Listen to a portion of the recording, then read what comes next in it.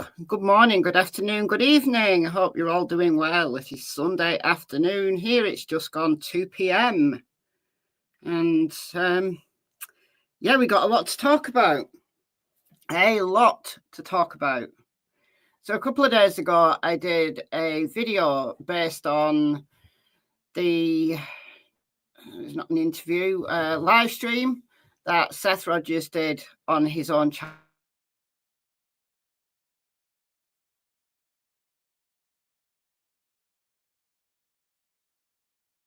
Video, and I said, you know, there's several people that have reviewed that live stream, but if enough people want me to do it, I'll do it. So a whole bunch of people actually said that they'd like me to go through that entire live stream. So that's what I'm here to do. So I'm here to do today. But we had a vigil for Sebastian yesterday, or rather they did, not we, but they did. And Seth Rogers, well, what can I say? What can I say? A vigil was held at church and he said a prayer. And it was a good old-fashioned biblical smiting, a smiting of his adversaries. It was interesting, to say the least. So he drew on what I could call dark forces. In biblical terms, I could say an angel of death. He appealed to an angel of death to smite his adversaries. So that's pretty scary. Look, listen, he's a grieving father. He's angry. He's vengeful. If there was any doubt whatsoever that what Seth Rogers is doing isn't vengeful, then you've got to take a listen to the prayer that he said in church. He appealed to an angel of death, the head of the demons in old Jewish law, to smite his adversaries, to strike them down. Good Old Testament fire and brimstone. It really was. It really was. He is grieving. He's angry. I'm going to give him that. But let's just hope, for Seth's sake, that he doesn't have anything to do with Sebastian's disappearance. Let's just hope for Seth's sake, because he has drawn on dark forces. Look, I'm not one for, you know, a whole lot of supernatural stuff or paranormal stuff, but I promise you, take it from one who knows, to call on dark forces to solve your worldly problems is pretty dangerous. It's dangerous stuff. So let's just hope, in a church and all, let's just hope that he doesn't have anything to do with Sebastian's disappearance, because literally all hellfire and brimstone will rain down upon him if he does. And that will be way beyond anything the law could do. I'm just saying. Not that I think he does have anything to do with Sebastian's disappearance. Let's just be very, very, very clear on that.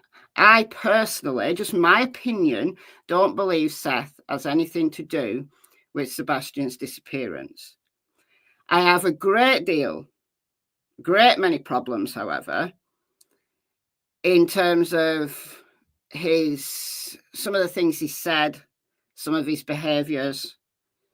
Some of the things he said are not excusable, even though he is a grieving father.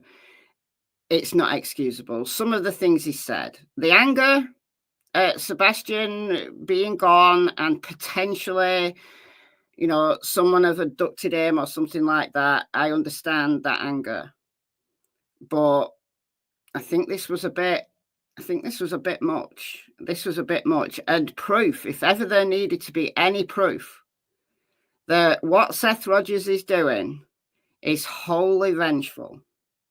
It's vengeful. It's nasty and it's vengeful. So calling on an angel of death to smite, to strike down, use whatever term you like, hail, fire, brimstone, all that stuff. Call it what you like. But to do that in a church, that's pretty severe. It's pretty severe revenge fantasy. If you don't know what on earth I'm talking about, if you don't know what on earth I'm talking about, would you like me to play it for those who didn't see it? If you'd like me to play it, I have got it queued up here. I might as well just play it. It's only short. The reason why I ask is not everybody's going to want to hear this again. But I'm going to play it. It's only about 3 minutes. The audio is terrible, really, really low.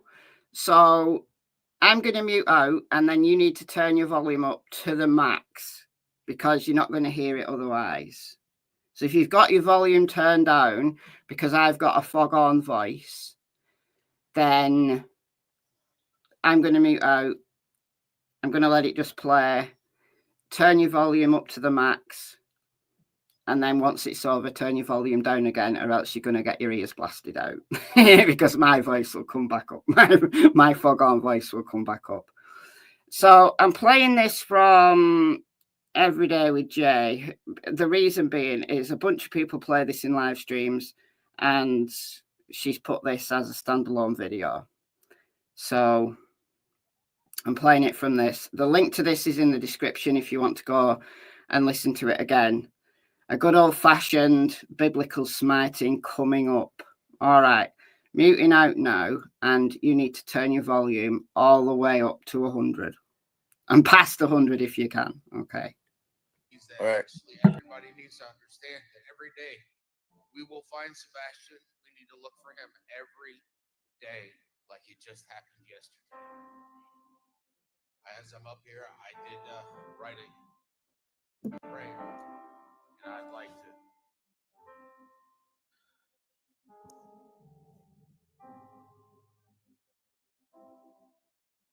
It's a little Old Testament, as some of you all know that most of my prayers are fire and brimstone.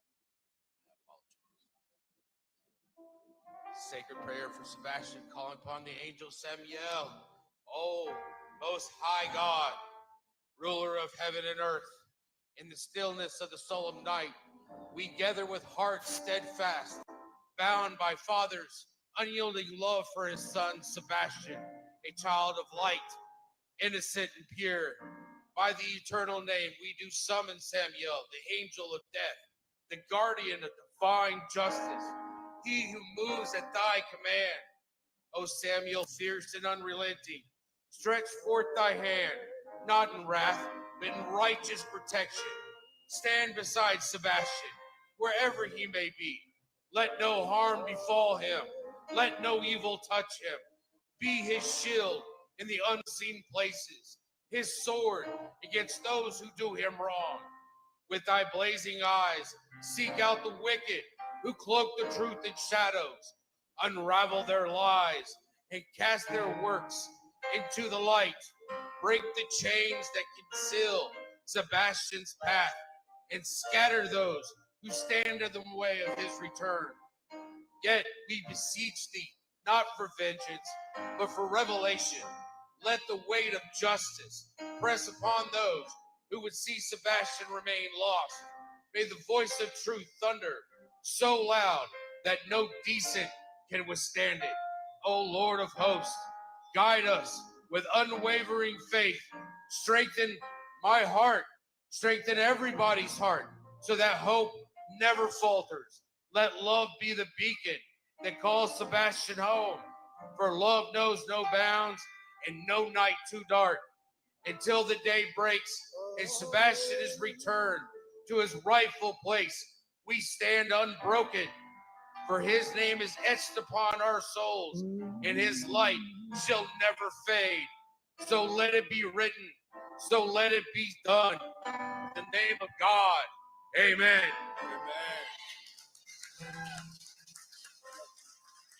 Amen. Okay. Okay. I'll give you a second to turn your volume back down before I blast your ears. Look, calling upon the soldiers of God, whoever you pray to, whoever you believe is out there, to give Sebastian protection wherever he might be, there's nothing wrong with that. That's heartwarming. I think we can all agree. But calling upon the angel of death, Samael. Listen, I know Samael. The reason being that when I was a kid, me and my friend, we were sent to confirmation lessons because, both of our families were religious and we had to go to confirmation lessons so we could get confirmed when we were like 11. And confirmation lessons were, you had to go on a Monday night for like a class with the vicar. Can't even remember his name now. And he'd, teach us stuff about the Bible, blah, blah, blah. And he used to give us readings to learn about, and then he'd give us a bit of homework. Now, me and my friend, we were pretty dark souls we were. We were best friends throughout the entirety of primary school and some of high school. We were pretty dark. We like the dark things in life, right? She a little bit more than I. She was into, Lucifer, the fallen angels. And one week she got to read in the book of Revelations and she was like, Michelle, you've got to read the book of Revelations. It's amazing. You've got to read the book of Revelations. So we started to learn a little bit about the fallen angels and about the darker entities that are talked about in the Bible. Samael is one of those. And he's considered, you should do a Google search on him. He can't, he's like the king of the demons and blah, blah, blah. Look, he's not evil. He's not an evil force. However, you can't trust anybody, either worldly or not worldly, who is dark. Take it from one who knows. You appeal to the dark forces, whoever they are, you are going to come off second best. I promise you.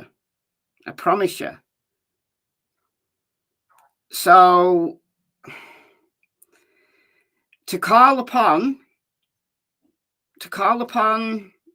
God, Jesus, soldiers of God, angels of God, anybody out there to protect Sebastian, fantastic. But him saying that this is not in vengeance, but this is in to reveal things for revelation, is absolute nonsense.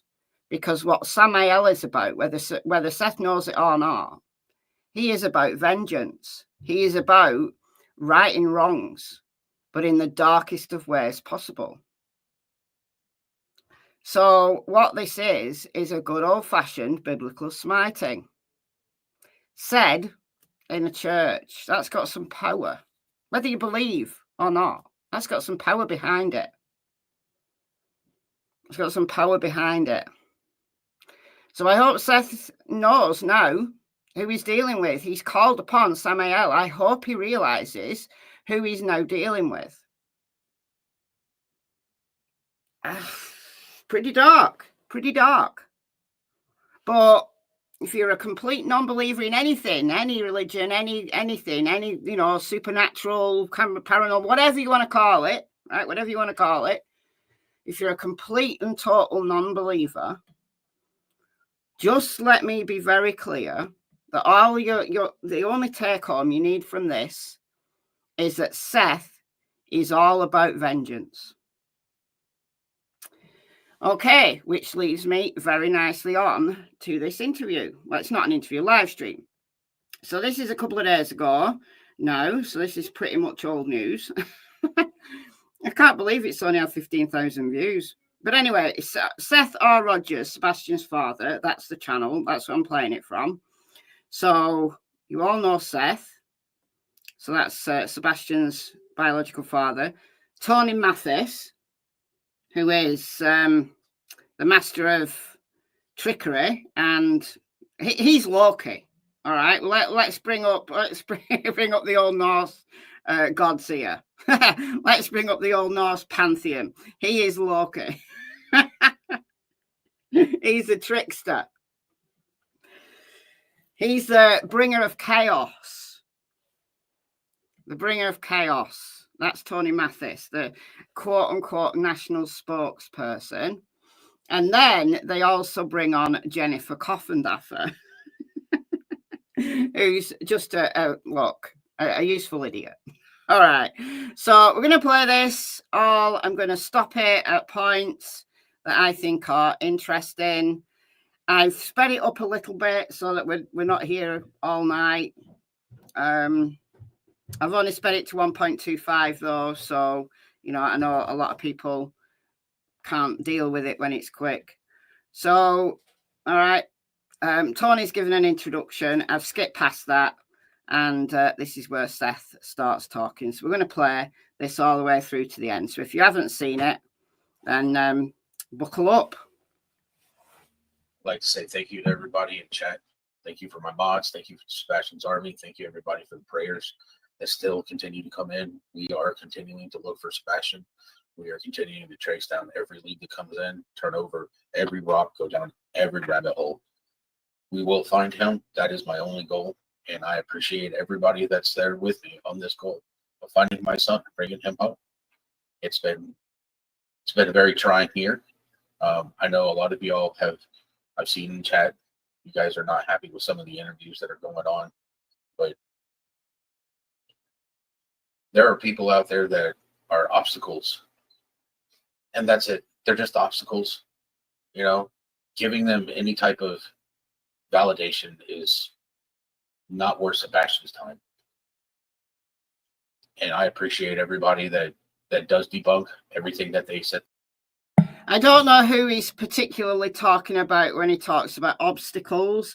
I don't know whether he's talking about Katie and Chris, who I assume he believes are behind Sebastian's disappearance, or he's talking about people who are opposing the green team. I don't know. I don't know who he means by obstacles. Yeah, he's an obstacle. He is. The biggest obstacle is sitting to Seth's left here, Tony Mathis. He's the biggest obstacle, in my humble opinion. There and come out with it's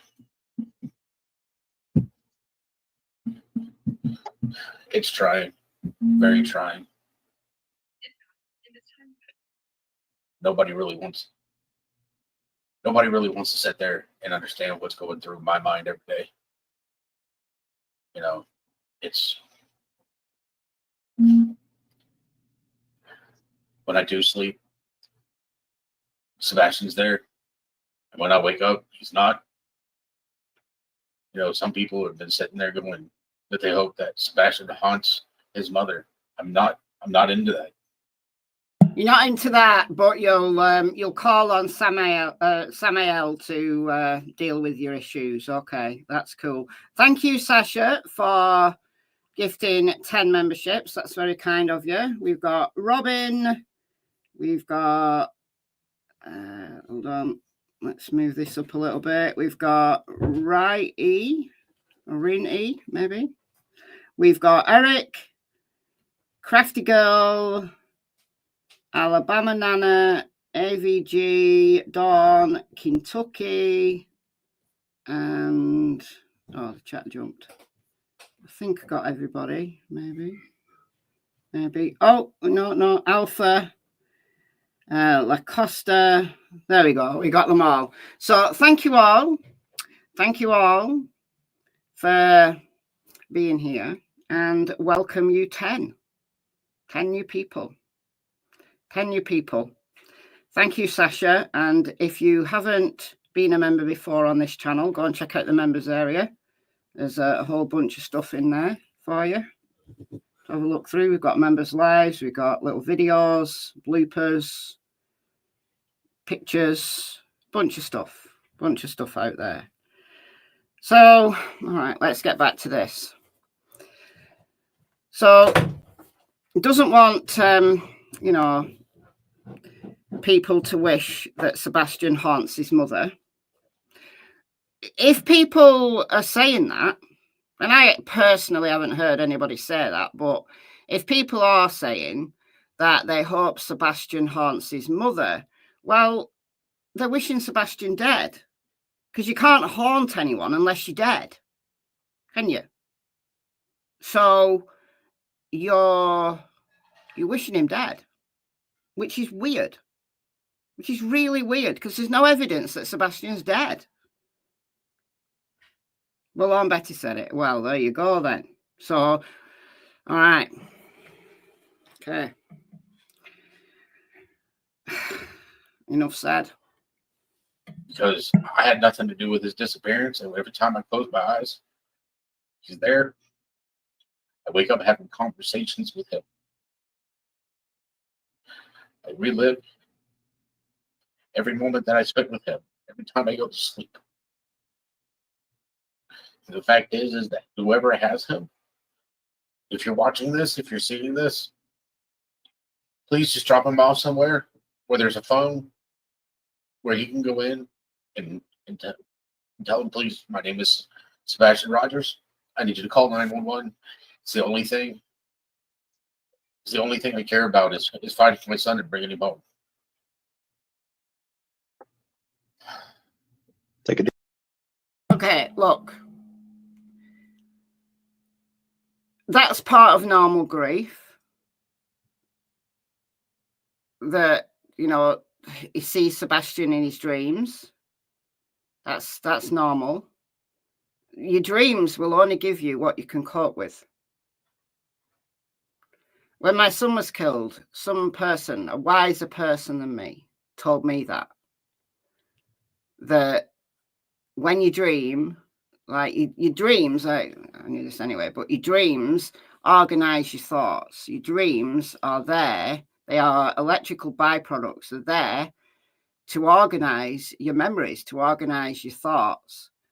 And they're like, it's like what your brain does when your body's at rest. Your brain has time to sort through all of the shit that comes at it on a daily basis and sort it all out. So, you know, somebody said to me that your dreams will only give you what you can cope with. And that's absolutely true. So it's actually good that Seth is seeing Sebastian while he's asleep. It might be incredibly painful, like that when he wakes up, Sebastian's not there. But that's his brain's way of helping him cope. So that is a good thing. That's a good thing. And I've no doubt that Seth is a grieving father. I don't think he had anything to do with Sebastian's disappearance. I don't. But like I said, like I continue to say, said this a lot, it doesn't excuse some of the things that he said. It doesn't excuse him giving personal information out about Sebastian. And it doesn't give him the right to blame Katie and Chris for Sebastian's disappearance, or publicly blame them for anything else that's going on. There's no need for it. None of what Seth has talked about in relation to those things ever needed to be made public. Never. All about Sebastian's trauma, about CPS, about things that happened when Sebastian was little. The public didn't need to know any of that to want to find Sebastian. Airing your dirty laundry in public is never a good idea. Doesn't matter who you are or for what purpose you're doing it. It's never a good idea. And I wish people would learn that, honestly. But thank you, the Unnamed True Crime Channel, for the $20. My opinion on this, I don't think Seth is very religious. I don't think he realizes the nature and meaning behind the verses he read. I've always thought he may have a learning disability, in my opinion, and this solidifies it. I don't know whether he's got a learning disability. I don't know, but I hope that people didn't feed him that to read. I hope all of that came from him, and I hope he does realize the seriousness of what he's called upon. That's my hope. That's my hope. And Tony Mathis, honestly, he's just got dead eyes. He's just got dead eyes. He's got no empathy at all. In my opinion, Tony Mathis is the epitome of chaos creation. For what reason? I don't know. Clout? I don't know. But thank you for the $20. I did say we'd be here a while because we're not even 4 minutes in, and I've done most of the talking. Deep breath, buddy.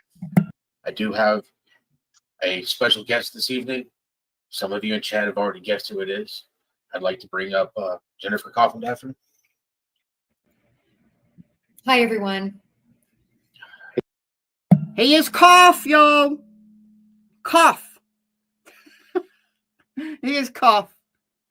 Cough's here to save the day. Woohoo!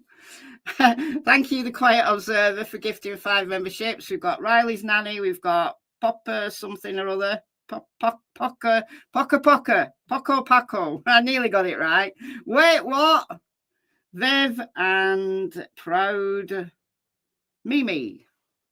Thank you so much, the Quiet Observer, and welcome you 5. Got a month's free membership. Go and check out the members area. Please do. And welcome everybody. People just coming in. Welcome you all. All right. Cough's here. Cough's here to save the day. All right. With her imaginary badge. Here we go. Hey, Jen. Hi, Tony. Hi, Seth. Hello, Miss Jen.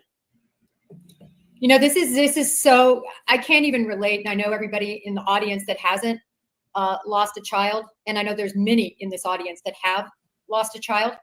Yeah, I have. He was 21 years old, not really a child, but my son was killed. So yeah, I know absolutely what it's like to lose a child.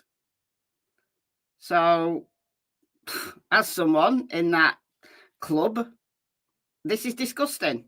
It's disgusting what these people are doing. Yeah, stand by your beds. Where's Dog been lately? Hopefully he's in the pound. He's on the kill list in the pound. That's where Dog is. We can't imagine what you're going through, but we can see it, Seth, and all of us are going to continue to use our platforms to bring Sebastian front and center, and to hopefully someday he'll be found, and your pain will go away. You know, I was talking. Well, no. His pain won't go away. If Sebastian's found, it's a different kind of pain. So that's nonsense, Jennifer. If Sebastian's found alive, the only way possible for Seth to have a relief of the pain that he's feeling right now is if Sebastian is found and he took himself away from his life and has been living somewhere happily. And if he's found under those circumstances, maybe he doesn't want to be found. And that's a whole different issue for Seth to deal with.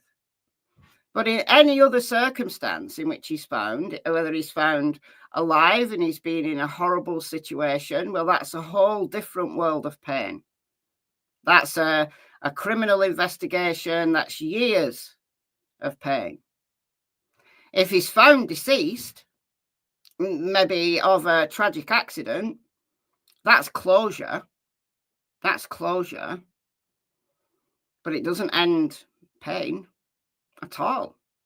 So, Jennifer, I don't know where you operated in the FBI, but not got very much insight. Talking to somebody earlier today, and he disappeared at 15. He's now 16, and it's like time stops. Time just stops. And if I found him tomorrow, this is one of the clips I played in my video from a couple of days ago, and yeah, I appreciate what he's saying here about time stopping. That people who have missing family members, missing loved ones, and it goes on as long as Sebastian's disappearance has gone on. It's like being in limbo. Time has stopped. But it hasn't just stopped for Seth. It's stopped for everybody who loves Sebastian. And I just wish that Seth had the compassion to appreciate that rather than focusing on his own anger. It's trying to pack everything that I have missed doing for him for the last year, and then just playing catch up. Like, disappears at 15. He's 16. Maybe this isn't the clip that I played in my video the other day. Maybe it isn't. I think what I played comes a little bit later. Similar, but a little bit later. Now, I haven't even taught him how to shave. When he would watch me in the bathroom when I... Look, I understand what he's doing here. That he's, all the little things that a dad might teach his kid, he's thinking that he's missing out on. And he is. He is missing out on those things. But it's very Seth-centric. It's very Seth-focused. Like, I'm missing teaching him to shave, rather than Sebastian is missing all of these milestones. Sebastian is missing being taught the things that make him a man, that he will need as a man, as a grown-up. But this is so Seth-focused, Seth-centric. Seth can only think about his own self. And this is why he just lacks compassion for everyone and anything else. And that's really sad. He needs therapy, he needs counselling. He needs some serious counselling. What he needs is to get away from the chaos creator to his left, Tony Mathis. Things went massively downhill for Seth when Tony Mathis came on the scene. Tony Mathis is the chaos creator. He's the Loki of this case. Go and look up Loki. He's the Loki of this case. He's the trickster. He's the chaos creator. He's the one who is...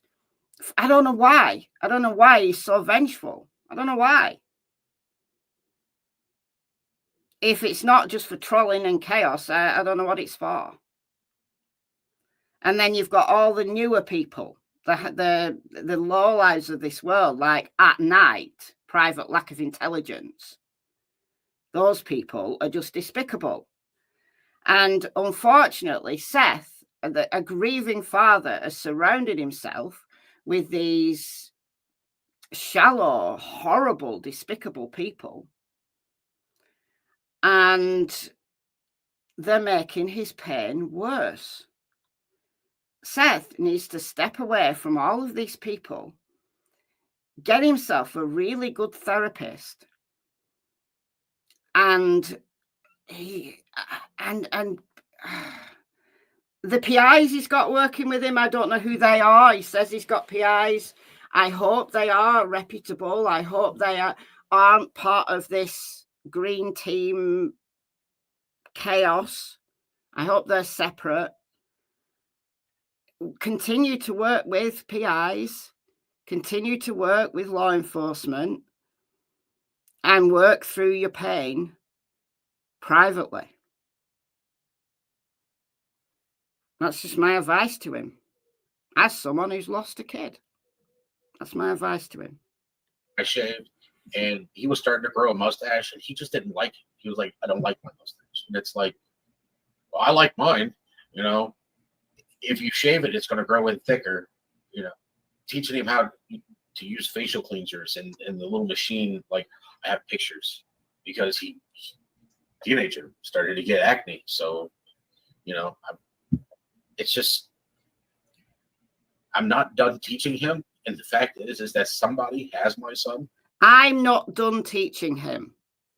How about Sebastian's not done learning? How about that? Sebastian's not done learning. Is Sebastian focused? I'm not done teaching him. Is Seth focused? There is a difference, and a very important difference there. Are we here for Sebastian, or are these people here to leech off a father's pain and make him even more angry, even more dysregulated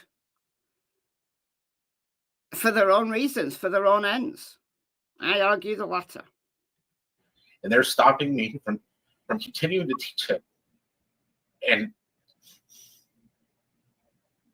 just not done. I'm not done living my life. I'm not done living my life. What about Sebastian? I'm sure Sebastian's not done living his life either. Sebastian's the one who's the victim here. And yes, I understand that family members of missing people are also victims, but they're victims in a very different way. And Seth kind of loses my sympathy when he starts being angry and vengeful towards people who are experiencing all the same pain that he is and more. Because the more is because of what Seth and his team are doing. Teaching him and enjoying my life. Seth is lost in his pain. He is. This is why he needs a very good therapist, and he needs to disconnect from all of these chaos creators. That's what he needs to do to find himself again. He needs to find himself again. Next to him. At 15, I'm supposed to get 3 more years before he's, you know, technically able to move out. I'm meant to get 3 more years. How about Sebastian having 3 more years before he's an adult? The house, and now he's 16. Now we're down to 2 years, and it's like, I find him at 16. He was just probably gonna have to stay at my house until he's 20. No, he doesn't. Sebastian, once he's 18, can do whatever he wants. He can do whatever he wants. And I remember for 11 months, started with TikTok Tony telling us Seth doesn't talk about himself. I know. Irony, isn't it? And people believe this crap. People believe it. So let's be clear, Seth. You've got 2 more years. If Sebastian comes home today, you've got 2 more years of Sebastian being a minor and having any kind of sway over his life. After which time Sebastian turns 18 and he can do whatever he wants. And all of this absolute shit show that has been orchestrated by Seth's team, if Sebastian comes home today, he's seen all this. How do you think he's going to react to his dad, who has done nothing but rubbish his mother in public? How do you think Sebastian's going to react once he turns 18? Do you think he's going to want to know Seth? I don't know. Maybe 25. I don't know if I'm going to ever let him leave. Once I find him, like I've always told him. I don't know whether that's somewhat tongue-in-cheek. I don't know whether that's, some a little bit hyperbolic. He may not literally mean he's never going to let him leave. But what it does do is it just hammers home this Seth focus and this little bit of control that he has in his brain. That he has a room at my house no matter what. But now I think it's more along the lines of, you're going to have to stay. I build a house. He's just going to have a house wherever I'm at. You want to move out? That's fine. We'll build another one right behind the house. Well, I'm not aware that Seth has his own house. I think he rents an apartment. So Seth's now going to buy a house with enough land to be able to build another house behind the house so that Sebastian can live in it, because Seth is never going to let him leave. Okay, that's cool. What if Seth, has to endure the possibility that Sebastian, if he comes home today, might want to just pick up on his old life and go back to Beach High School and live in his mother's house? And what if when he's 18, he wants to do his own thing? He doesn't want to live with his dad in the house behind the house. And he wants to go off to college and do the things that normal kids do as they reach adulthood. Now, look, I don't know whether this is literal, whether this is tongue-in-cheek, whether he's trying to just push home a point. But the point it pushes home to me is that Seth wants to be in control. That way I know where you're at. That way I know that he's safe. And right now, the worst thing in the world is not knowing if he's safe. And that is very real. That he doesn't know if Sebastian's safe. That's very real. That's very real. Not knowing that he's getting fed, not knowing that he's properly clothed, not knowing that he's getting the friendship that he deserves, being able to talk to somebody that understands him. And it's just... I'm not sure that Seth understands Sebastian. I'm not sure he does. Like the way that he talks about Sebastian, I'm not sure he understands Sebastian. I'm not. I don't know, though. Never seen them together, so I don't know. It's horrible because I don't know what he's going through. And watching her interviews just made me sick. Here we go. So we've got 8 minutes in. We've got 8 minutes in. He's not mentioned Katie for a whole 8 minutes. I think that is some kind of record. We got TikTok Tony who talked for the first 50 seconds. I skipped that. Then we got 7 minutes. 7 minutes of Seth talking about himself. Now we're bringing in the hatred, stroke love that he has for Katie. He's never got over Katie.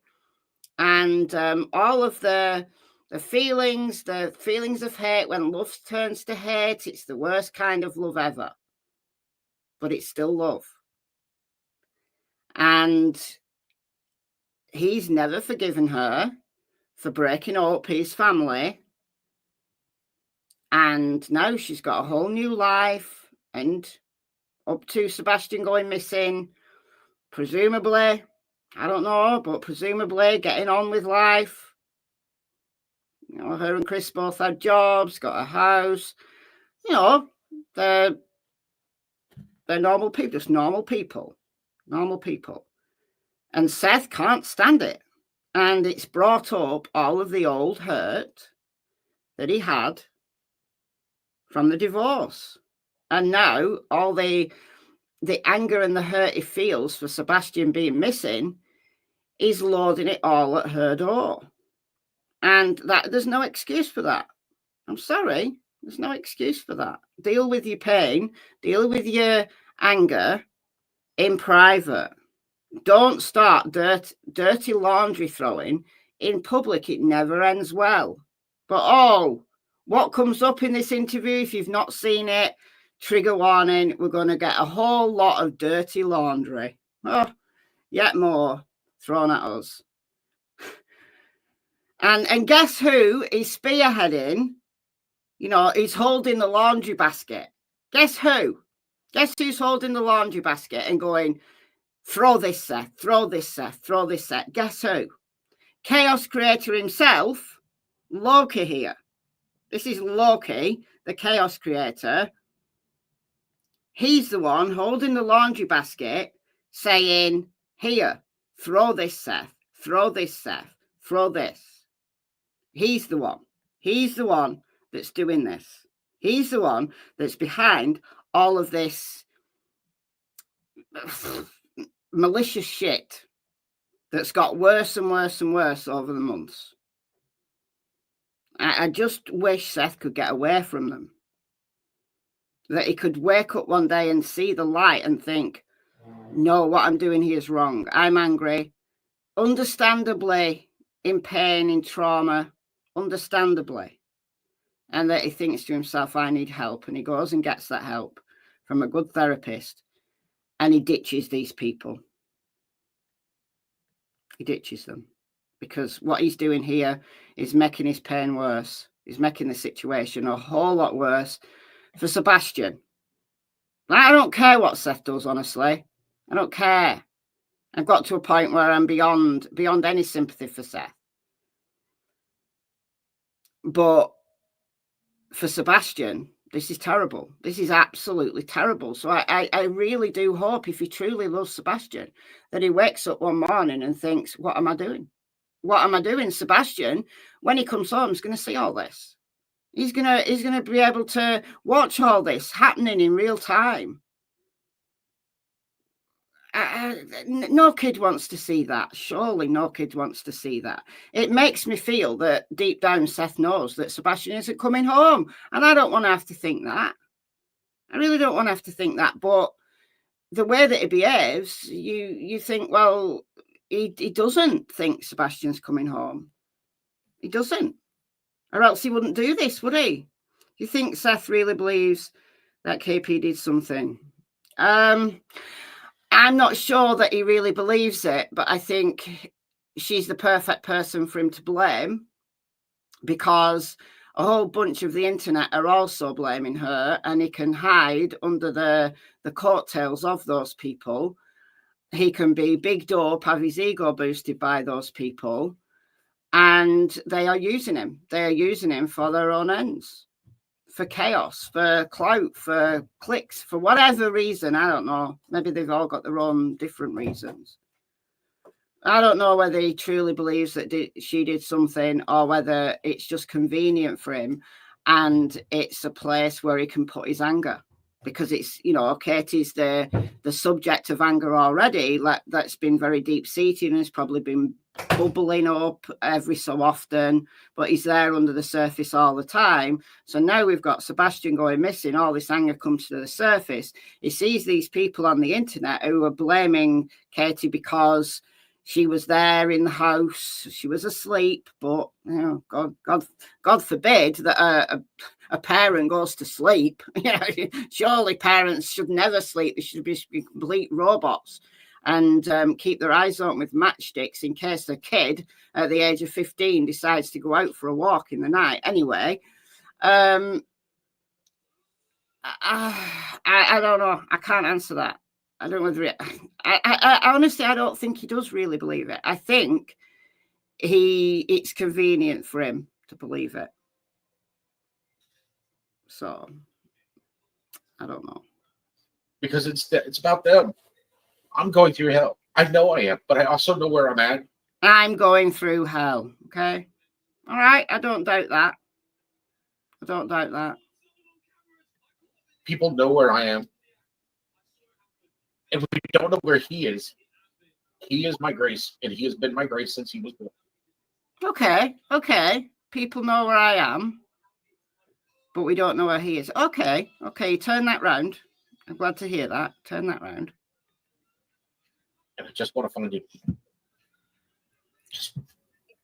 Seth, it's definitely abundantly obvious to me and Jen and everybody else that's watching that when you have an innocent parent that truly doesn't know where their child. Right. This is Tony. Right. So Seth brought up Katie once. Actually, then left that and said, I'm in hell. But at least people know where I am. Sebastian's in even more hell. We don't know where he is. Guess who picked up the laundry basket? And reminded Seth that he's the innocent person here. He's the innocent parent. And that then gives you the obvious parent in opposition who isn't the innocent parent. Do you see what he's doing? See what he's doing here? Yeah. It's hard to fight back the tears. It's not hard to produce a tear. And there you go. Not hard to produce a tear. So he is saying that Katie's crying. Katie's heartfelt, the emotion that she showed in the interview that was played on WSMV, I think it was. We played it here on this channel. I did the whole interview on this channel. That was incredibly genuine emotion. But we have to have Tony that has to, remind Seth. He's like the monkey on his shoulder the whole time, reminding him to blame Katie. Her emotion's not genuine. Yours is. And I think that your interviews are telling over and over and over again. It's never. They are telling over and over and over again. They are telling. They are telling. And what we're hearing here, the story that we're hearing here, is not a story that anybody should have been told and needs to be told in order to try to help to find Sebastian. Horrendous bunch of control freaks. It's been about you. It's always been about your son. I didn't know I could cry this much. I didn't know anybody could cry this much. And it's like every day I feel like maybe I'm cried out. Maybe he is cried out. Maybe he is. So, but Katie cried in her interview. So I've got to give a reason why I'm not crying. And maybe it's because I'm cried out. Now, he's only thinking that because Tony has reminded him that, you're fighting back tears, but it doesn't take very much to produce a tear, implying that Katie was making up the tears. And I won't do it. But just walk by his room, or I just see something that's his, and it's like, I don't want to move it. Things need to stay where they were at when he left. So when he comes back, it's where he left it. And that's very genuine and very common. I believe that. So many people who have got missing loved ones will not move a thing in the house. And it can be years. If it's a kid that's gone missing when they're quite young, they've left their bedroom exactly as it was. And, if that person ever did come home, they've got all this kid stuff and they'd be like, why did you save this? I'm not a kid. Why did you save this? But it's part of that being stuck in limbo. That's what it's about. It's the being stuck in limbo. So I totally believe that this particular bit here. Totally believe it. That he can't move anything. He can't throw anything away because it's Sebastian's. I understand that. Some people, equally as grieving, don't think like that. They don't think like that. And they will move stuff out, that's no longer age appropriate for that missing person. But other people, they just can't get rid of it. It's the same when people die. Some people can't get rid of stuff. when someone dies, and they're definitely not coming back. They're definitely not going to use it again, but they can't get rid of it. Other people, equally as grieving, behave in a completely different way. They'll bag everything up and they'll give it to a local charity shop and think somebody else could be using this. There's no one way to grieve. There's no right way to do these things. But what I'm saying here is I believe Seth in this instance. Jen, I want to go to you for a minute and give Seth a chance to just decompress for a second. First thing I want to say is I think a lot of times, Jen, that people take having access to you for granted because you've now become this quasi content creator. What do you mean quasi content creator? She is a content creator. That's a little bit insulting to call her a quasi content creator. She's got her own channel. She does live streams. She's a content creator. You're rude. If I was Jen then, I'd have said, what do you mean?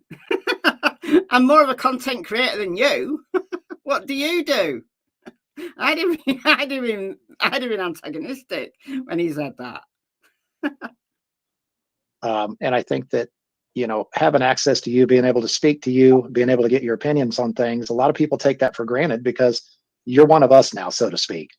But I want everybody that's listening tonight to understand. And thank you, Tony. You're one of us. She is one of us. She's a civilian. She's no longer somebody in the FBI. So why does she constantly bring up the FBI? Why does she constantly flag, that she was in the FBI? She's no longer in the FBI. She's just one of us. She's just a civilian with opinions. She's no more credible than anybody else. So keep billing her as an FBI agent. Keep billing her as somebody who has got knowledge that just us civilians don't have. No, she doesn't. She doesn't have any more knowledge about this case than anybody else. She's not an authority on this case. She hasn't investigated this case. She's not law enforcement. She's not an FBI agent. I don't know when she left the FBI, but she's no longer in that world. She's just one of us. So thank you, Tony, for making that clear. And Jen, I can speak on a personal level. You and I became friends working another case together and have maintained. Would that be the Caleb Harris case? That he became the spokesperson for Caleb Harris's family because he was a personal friend of Caleb Harris's dad. They worked together. And guess what? They got rid of Tony. They got rid of him. They were like, we don't want this man, even though he was a personal friend. We don't want this man representing us. Doesn't that say something? That says something for the strength of Caleb's family to appreciate that even though he's a personal friend, we don't want this guy anywhere near us or our son's case. So is that the case you're talking about there, Tony? Is it? Okay. Maintained a friendship, all the way through today. And I'm blessed to call you a friend. But beyond the personal side of that, guys, when you have somebody with Jen's resume that has done what she's done, it doesn't really matter whether you like her or you like her channel or any of that. And quite frankly, Jen doesn't care any more than we do. But what I think that you have to be grateful. Again, why is he speaking for her? She might really hate that people are slagging her off. Speak up, Jen. This guy, honestly. To have is her as a resource and listening to her take on things, because quite frankly, it's not an uneducated take. It is a very, very educated take. It's based on years of experience. No, she's just one of us now. She's got no more knowledge or credibility about this case than any other one of us. It's based on resources that have been available to her over time. And no, it isn't. She doesn't have access to any resources available to law enforcement in this case. Why? Because she's not working on this case as an investigator of any kind. She's just one of us. And, Jen, I'm just eternally grateful that we have you as an ear, as a friend, as someone that... As a friend, fine. When we don't understand something, we can call you and say, hey, Does this No, you can't call on her for her educated opinion because she's got nothing to do with this case. She has no more information about this case than any other one of us. sound right to you? This is what we've heard. This is what we've learned in our communication with law enforcement, in general. Does this seem right? And no, if that's what you're doing, Jen needs to put a stop to it. Jen needs to stop pretending to be an expert leading them up the garden path, because she has no knowledge of this case other than what has come out in the public domain. She's not law enforcement and she's never worked on this case. So if they're asking her opinion on stuff that law enforcement is telling them, then she needs to be a professional here. Or does she? Because she's just one of us. But perhaps she needs to put her foot down. I don't know. And you're able to talk us through. Yes, it makes sense, and this is why. Maybe it doesn't make sense, and this is why. But again, we're grateful to have you as a friend and a resource, and just want all of your audience that follows you daily and all of Seth's audience to know that, man, what a privilege to have you on talking about Seth and his son and what you see. And why is it any more of a privilege? I mean, all right, he's paying her a compliment here, but he could have brought on anybody to talk about Sebastian's case and said the same thing about what a pleasure to have you, how helpful you've been, what a friend you've been. But no, they have to put her on this pedestal as an FBI agent. She's not an FBI agent. She's not FBI anymore. Feel and believe based on your education and all your years experience. So I'm going to turn it over to you and just let you talk for a minute. Well, don't FBI retain some security clearance? No, not if they're completely out of the game. If they've left the FBI but they're working as an investigator in some other field, in some other civilian field, then maybe they'd have some kind of security clearance for certain things. But no, if you've retired, that's it. No. Res Ipsa, thank you for being a member for 3 months. Thank you so much. She was an agriculture agent organized for... Okay. I honestly haven't gone and looked her up. Honestly, I haven't. I just, much of what she says, there's been a few cases where I've agreed with her on stuff that she said, but the most recent cases that she's commented on, she just parrots. She just parrots what she's hearing from the loudest people in the room. That's what it appears to me. That's what it appears to me. Tony, I just want to say, first of all, that is very humbling. I'm humbled to be here because if it were my child, I don't know if I would have the wherewithal that Seth has shown through this. And I mean that sincerely. If it was your child, Jen, I would hope that you wouldn't enlist the quote unquote services of people like Tony Mathis. And I would hope that anybody with a missing family member does not consider that the way that Tony Mathis and these cronies have worked is in any way the respectable way to operate during a missing persons case, because it certainly isn't. It's very abnormal. It's a circus like I've never seen before. It's topped the Summer Wells case and then some. And it's all about Tony. Tony's the catalyst. Yeah, there was a circus already. Tony's walked in, but he's made that circus 100 times bigger and made it a living nightmare for everybody concerned, in my humble opinion. And now they're appealing to Samael, the king of demons. Unbelievable. Sincerely, I haven't walked one step in his shoes, but sadly, I've walked alongside of so many parents over the years still that are in those shoes. And it's really something. And I wholly hope that she's treated those parents that she's walked alongside of during missing child cases a whole lot better than she's been treating Katie and Chris. I can only hope. Because there's no evidence whatsoever that they've done anything wrong, that they are in any way directly responsible for Sebastian's disappearance.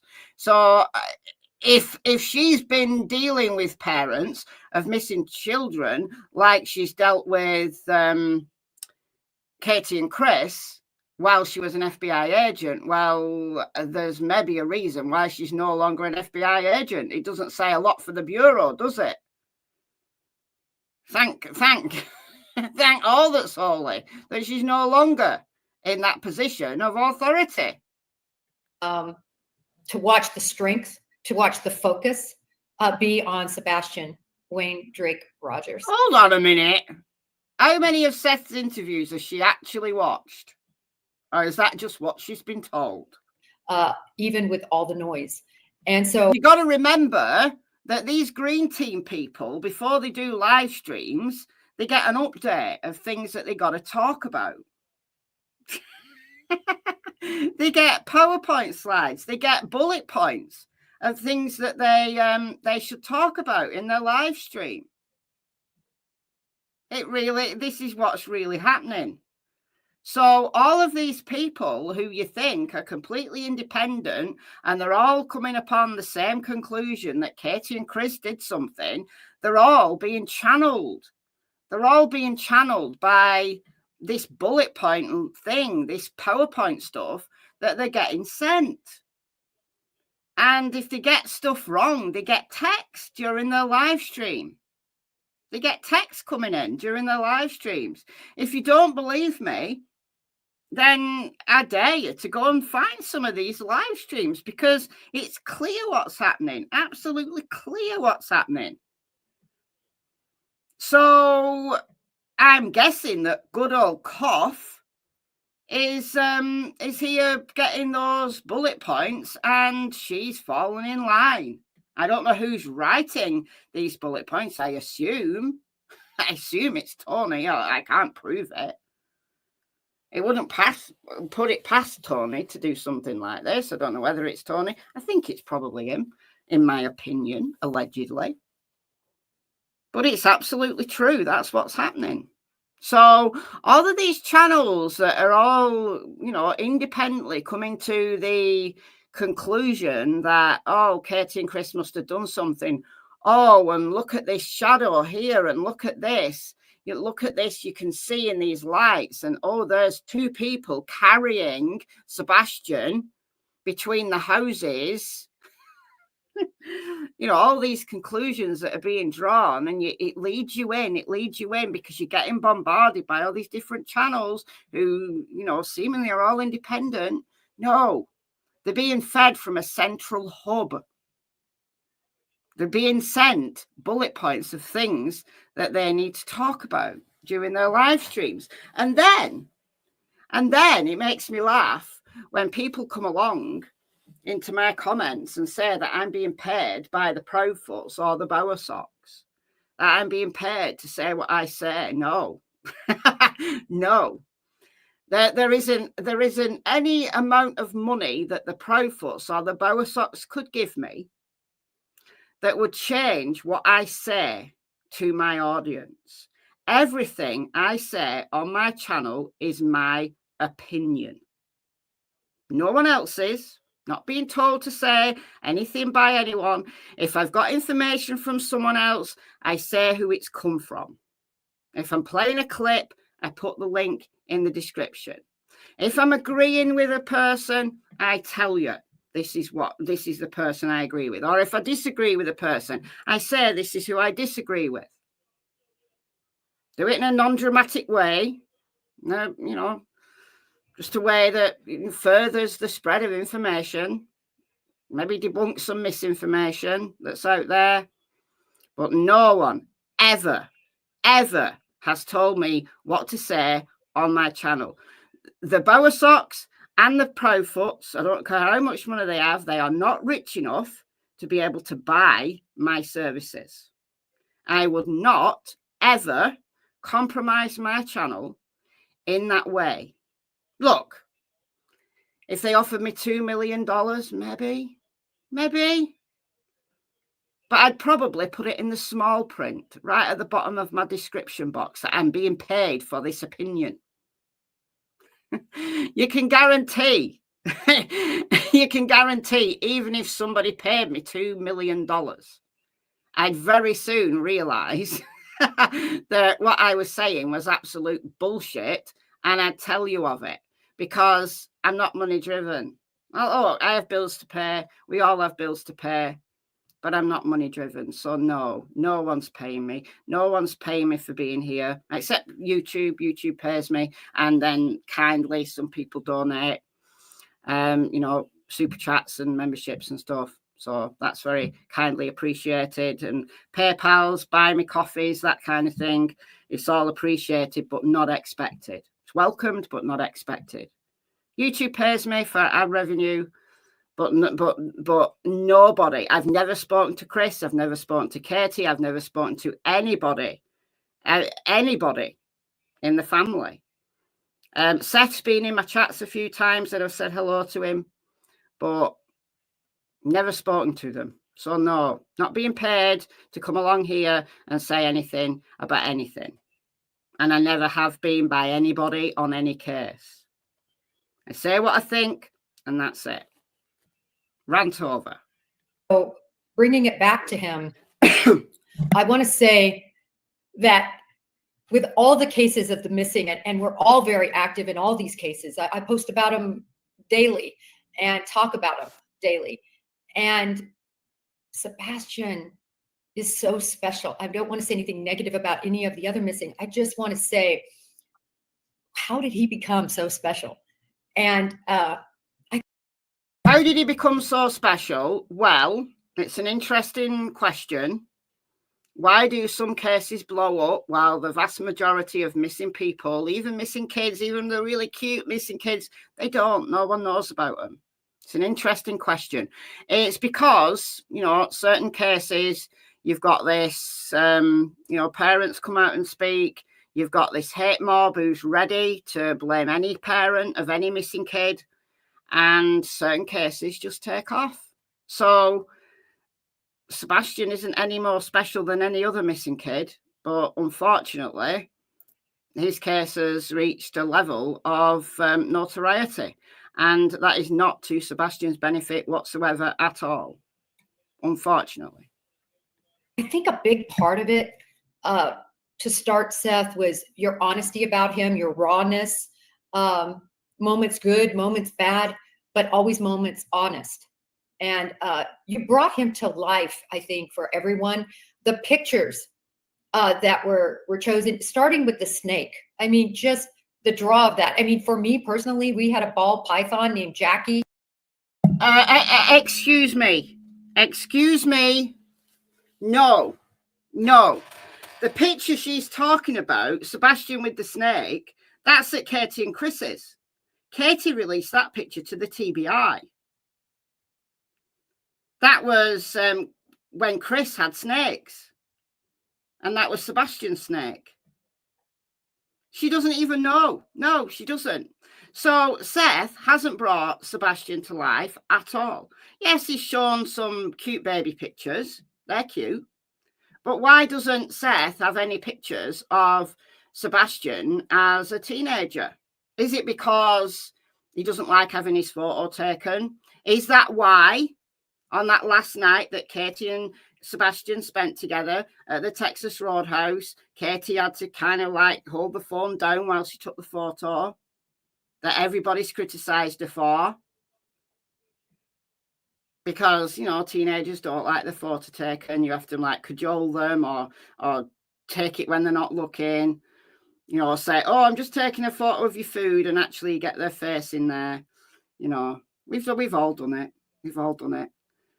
So why does Seth not have any pictures of Sebastian as a teenager? Why are they all baby pictures? Why do many of the pictures that Seth showed at the Vigil Have Katie in them. Katie when she was young, when they were happy.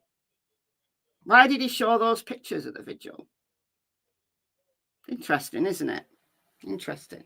So maybe Seth doesn't have any recent pictures of Sebastian because Sebastian has said, no, I don't want my picture taken. And that's fair enough.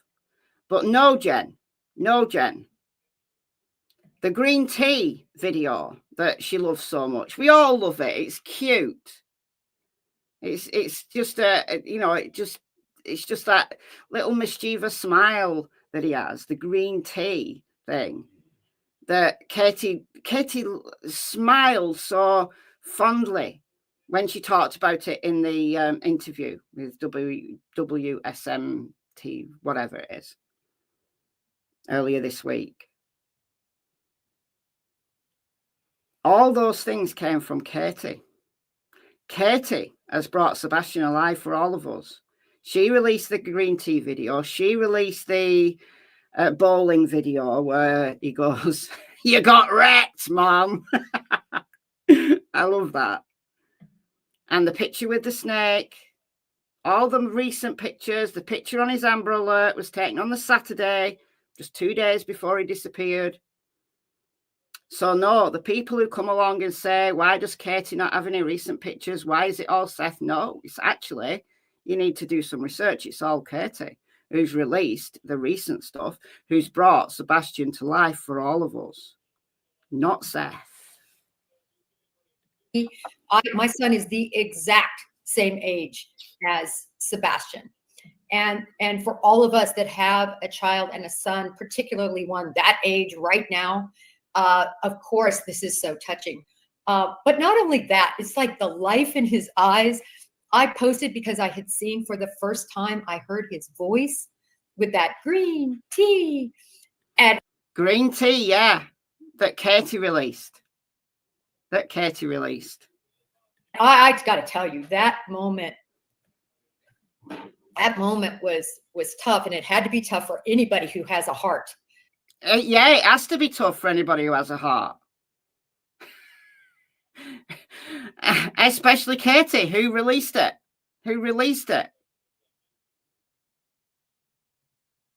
Not Seth. Because you could see that exactly how you talked about it, that you were just honest. You're like, he's kind of quirky. He's funny. He is. And that's exactly how Katie's also talked about him. Like, kind of goofy. I think she uses the words. Thank you, Carol, for gifting 5 memberships. We've got Perv, we've got Straight Talker, we've got Cat's Eye, Mary Jane, and Lisa. If you've never been a member before, check out the members area. We've got all sorts of stuff in there, live streams, little videos, bloopers, pictures, etc. And thank you, Carol, for gifting those 5. Welcome, everybody. Yeah. You can't look at that little video and not smile at just how goofy and quirky he is. You can see his personality. But Katie gave us that. Not Seth. Interesting. And so that leads me to my next question. I don't want to cut you off, but you walked right into it. Oh, doesn't want to cut her off, but she walked right into it. Why? Because he knows that it was Katie that released all of those things that she's talking about. She doesn't realize. So he's got to now bring the conversation back to Seth. Cut her off. You and I were talking on the phone the other day, and we were trying to wrap our brains around what exactly it was. You and I have talked about Joe Petito many times. Has talked about the blonde-haired, blue-eyed white girl effect, and you don't often see a 15-year-old young man that captures the hearts of America like Sebastian has. So, yeah, well, not many cases get the notoriety that Sebastian's has. Sadly. What do you think has made everybody get so entrenched with, I'll say, finding this young man, because I want to believe that that's what most people are here for? That's Joe Petito, Gabby Petito's dad. What most people are here for. 98% of everybody here is here for that. And going back to a few of those things I said, but I think the other piece, this has truly become, I think for many, a mystery, if you will. To me, I don't really look at it that way, but I think a lot of people think, how in the world did this young man just disappear? And this, in the same way that thousands and thousands of other people disappear throughout the world. Every single year, there's thousands of people who disappear. Only a minority, interestingly, have been a victim of crime. The majority of people who go missing have run away. Certainly in the teenager age group, they've run away and they come back. The majority come back. The ones that stay away are the ones who, sadly, have either befallen a terrible accident, they have been a victim of foul play outside of the home, or someone has murdered them. But that is the vast majority of people who go missing without a trace have gone missing of their own volition.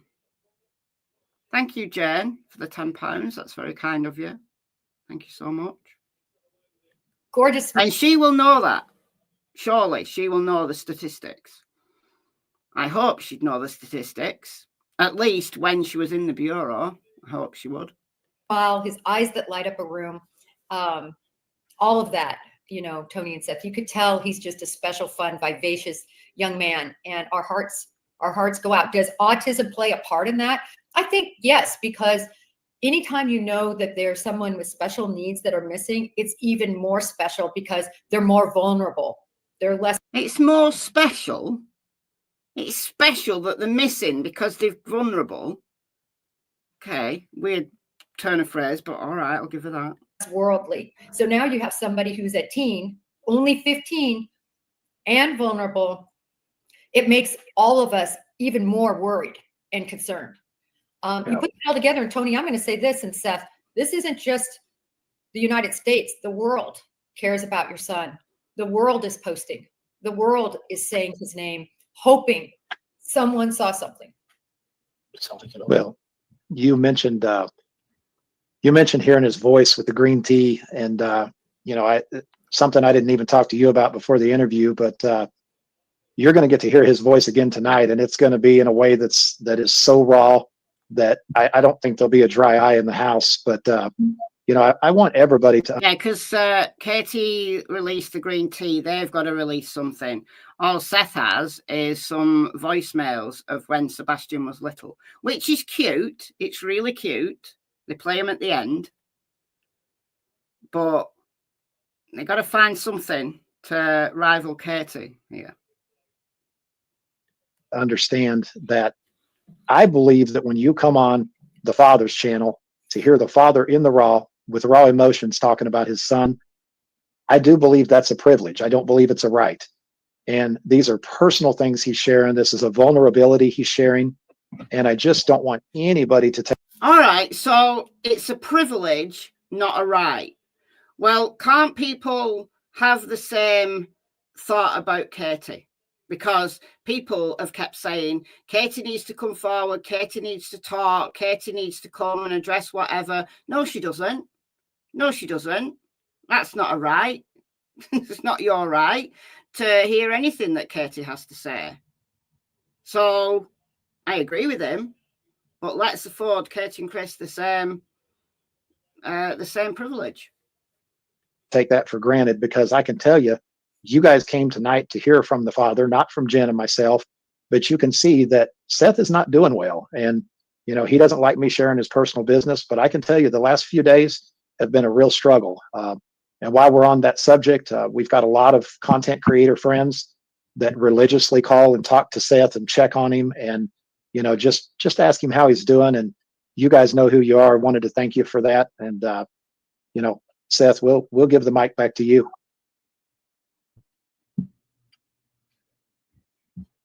Unless you're not ready, buddy. Jen, where do you think we're at in the case right now, Jen? I tell you, in listening, obviously watching everything any of us that are invested in this case are doing, right, is getting your hands on everything, especially since it's been a year ago, the 25th, the last time he was seen, the 26th, when he was reported. There's been a lot in mainstream media now, and a lot to watch and digest, and a lot of very interesting assertions, I think, that were, to me, quite perplexing. Can I And ask you a question? yeah, please. Have you ever had a missing persons case where people are getting threats? They're just looking for him, where people you can't even be sure that your vehicle is going to be safe if you stop and you start searching somewhere. You're going to get, people get threatened. I mean, Nick and Dog's team, $100,000 dollar bounty for each person's head. I mean, this kind. Yeah, that's horrific. Putting a bounty on people's heads. That is absolutely horrific. That just shows what big trolls they are. Because there's no way that if somebody caught one of these people who's supposedly harassing searchers, catches them, arrests them, and then turns them over to Dog the Bounty Hunter, they're going to get 100,000 grand as if. It's unbelievable. Unbelievable. That just shows what an absolute farce this is. Thank you, Alabama Nana, for the $5. Yeah, well, I stand up for people who need standing up for, honestly. And I don't see that Katie has done anything wrong. The minute I see anything that she or anybody else might have done wrong, I'll say so. But at the moment, I don't see any evidence that any of the parents have anything to do with Sebastian's disappearance, not directly at least. Maybe he was unhappy. Maybe he was unhappy.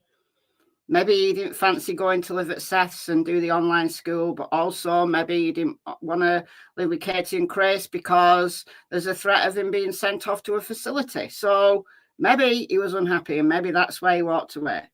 Maybe he just went for a walk because it was a nice night. Maybe he was perfectly happy. We don't know. But directly, anything to do with it? No, I don't believe so. That kind of stuff is just ridiculous.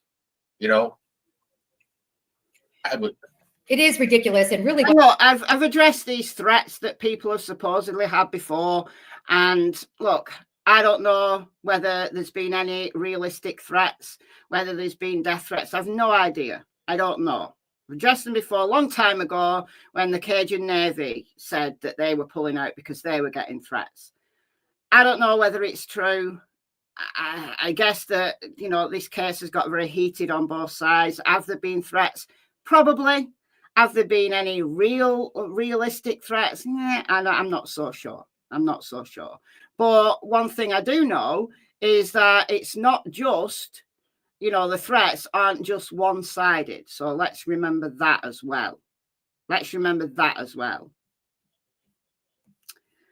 We've got J-Dub, member for 4 months, coming in late, rewinding. Good stuff. Start from the beginning. Be part of the replay crew. And welcome everybody on the replay crew. You got this far through the replay. Thank you so much for being here. what needs to happen is law enforcement needs to go in. It's kind of like, remember the school shootings right now, they're happening and young ones are doing it. And for years, law enforcement overlooked 12-year-olds that said, I want to blow up the school, or an 11-year-old, I want to shoot up the school. And they just said, oh, he doesn't mean it. Tommy doesn't mean it. Well, now that they're coming to life, right? Now, if you say that, I don't care whether you're 9, you're going to get arrested. 10, 11. I mean, I can't believe the age of people that they're pulling in. I shouldn't say I can't believe it. They're doing the right thing because this is the only way.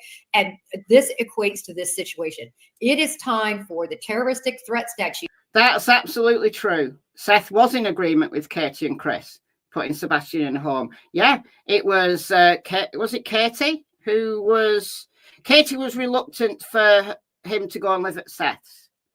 Katie didn't want him to go and live at Seth's. So, says a lot, doesn't it? That all 3 parents were in agreement. And look, maybe his behavior was difficult. Maybe, you know, something had to be done because he's 15. It's not like a little kid, a little kid having behavioral issues. A 15-year-old, the size of a man, is difficult to deal with. you know, there's plenty of parents of autistic kids and special needs kids who, you know, when their kid gets to a certain age and size and they can't physically handle them at home, they have to put them into a facility or, you know, of whatever kind is best suited to them, if they can afford it. You know, a lot of people can't afford it. I don't know. Maybe it was that bad. That's what was going to happen.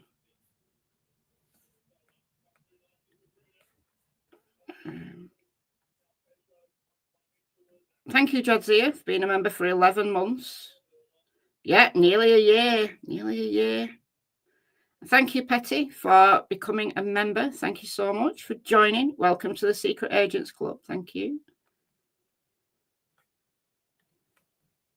To be used in these cases, that if you threaten any sort of physical harm, if you harass, if you stalk, you have to use those statutes, and you have to, you know, possibly levy charges, but certainly have law enforcement come down and talk to these people. It's okay. That's interesting. I agree that stalking, harassing anybody isn't good. Isn't good. But who is it? Who is it? Remind me who it is. Remind me whose team member has been restrained, who has, you know, protection orders against them for harassing Katie and Chris. Interesting. Thank you, Jen, for that. Thank you for the reminder. It's outrageous. You know, it's like a stupid John Grisham novel. Like, I happen to like John Grisham. I've read a lot of his books. You know, isn't Dog one of theirs? Oh yeah. Clive Cluster. Sebastian even reads Clive Cluster. I've got a whole bunch of his hardback books, and Sebastian reads these. I read them. I mean, it's literally like it's out of a novel. And I tell you what, it's horrible. It gives me a different perspective when I read these books now of what that person's going through. And it doesn't even begin to touch what Sebastian's going through, because we don't know.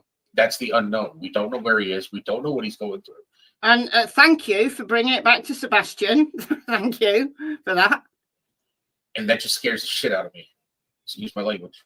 It's just, I've never been a person that's been scared of anything. And now I'm scared because I don't know what my son's going through. And that's frightens me. Well, I think all of us, Seth, especially you as his father, for heaven's sakes, but I think that's the fear we all have, right? That's another reason why everybody is so engaged, is as you start to think of, you know, what he could have gone through, what he could be going through, just everything that young man, I mean, he's been gone a year now. And, you know, I understand where you're coming from, Seth. What's worse is being told to go look at this or go look at that by my connects, and then getting the information, going through over 200 pages of notes and seeing what was going on in his life that I wasn't part of. Mm-hmm. You know, it's like these reports that we got, and I'm not talking about CPS reports. Those are bad enough. All right, so this is one of the points that I talked about in my video from a couple of days ago, but we're going to talk about it again. So not CPS reports. So let's bring up some more stuff that we can use that should not be in the public domain at all. Let's do that. Because we're talking here about Sebastian's therapy reports. Who should have Sebastian's therapy? Like the notes from Sebastian's therapist. Who should have them? I question whether Seth should have the right to have them. But if we agree that Seth does have the right to have them, let's just hope that Sebastian's therapist told Sebastian. Let's just hope that Sebastian's therapist, you know, told Sebastian that, you know, some of the things that, he was going to talk about in his sessions were going to be told to his parents. Let's just hope that the therapist was ethical enough to inform Sebastian of that before each session, as is standard, as should be done. And if that's what Sebastian agreed to, okay, we could argue that Seth should have access to the psychologist's or therapist's notes. Okay. However, where in the world was Sebastian's consent for Tony Mathis to read those reports?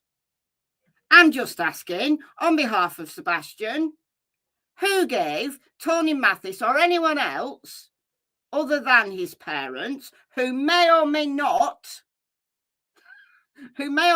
be, intended by Sebastian to have seen them, but I can sure as hell know that Sebastian did not consent for random people to have read those, who are completely unconnected to his life. Tony Mathis has no right to see anything of Sebastian's, not school reports, not medical reports, not therapist reports, not CPH reports. Tony Mathis has the right to see none of that. Sebastian's rights have been violated, absolutely, multiple times. Yeah, can't blame it on Michaela this time. Exactly. But then these other reports, I gave them to one of my psychologist friends, and I had this individual go over them. All right, so we've got a random psychologist friend who's gone over them. All right, so did Sebastian agree? Did he consent to the psychologist's notes being given to other people to pore over? Any other person. Doesn't matter whether they're a psychologist or not a psychologist on Sebastian's team, on Sebastian's case, on Sebastian's care. So no, he didn't consent to that. He absolutely did not consent to that. And they were just like, it's night and day between your house and their house. Mm-hmm. And as I said in my video, is this night and day to do with the fact that when Sebastian was at Chris and Katie's, he was given rules, he was given chores, he was, limited on what internet he could access, because, they knew that socially he wasn't, up to a 15-year-old level. So they were concerned that he may be talking to people in a way that he shouldn't be on the internet. So they limited his access to certain things. Or we've got Seth, who left him for 14 hours plus while he was at work. And Sebastian could have gone out all night. He could have gone out all night with a group of local lowlives, drinking, smoking, who knows? I'm not saying he was, but he could have been, for all Seth knew. Could have been, for all Seth knew, because Seth wasn't there. And all Seth had to do was ring Sebastian to tell him to go to bed. Well, how would he know that Sebastian went to bed? How does he know that Sebastian didn't just wait for his dad's phone call, knowing roughly what time his dad will call, and then say, yeah, Dad, I'm going to bed now, and then go out? How do we know? We don't know. And don't come into my comments saying, oh, yeah, but Seth can't choose the hours he works. Because working parents the world over, right, have got to, they don't get much say unless you're self-employed and you can, plan your own hours. You don't get to choose the hours you work, but you have to work around your kids. So if you're at work at a time when your kid's going to be home, what do? You make alternative arrangements for that kid. So maybe on the days and nights when Seth was working, maybe Sebastian shouldn't have been there. If it was unavoidable that Sebastian was there, well, maybe Seth needs to look into getting a carer, babysitter, or whatever you would call it. This is what parents the world over have got to deal with, right? And don't come crying to me in my comments saying Seth had no other choice, because that is absolute nonsense, and you know it. It's just like, I don't understand how a child can live in your house, how your child could live in the house and you not interact with your child. That's supposed to be your flesh and blood. Well, Seth, Look, we don't know what is the content of these psychologist reports, and nor should we know. All right. So if Sebastian has been going to the psychologist saying, my parents ignore me, right? What does that say? Is that normal teenage complaints? Like, my parents ignore me? Is it that my parents don't listen to me? Okay, teenagers the world over say that. Is it that Katie was busy?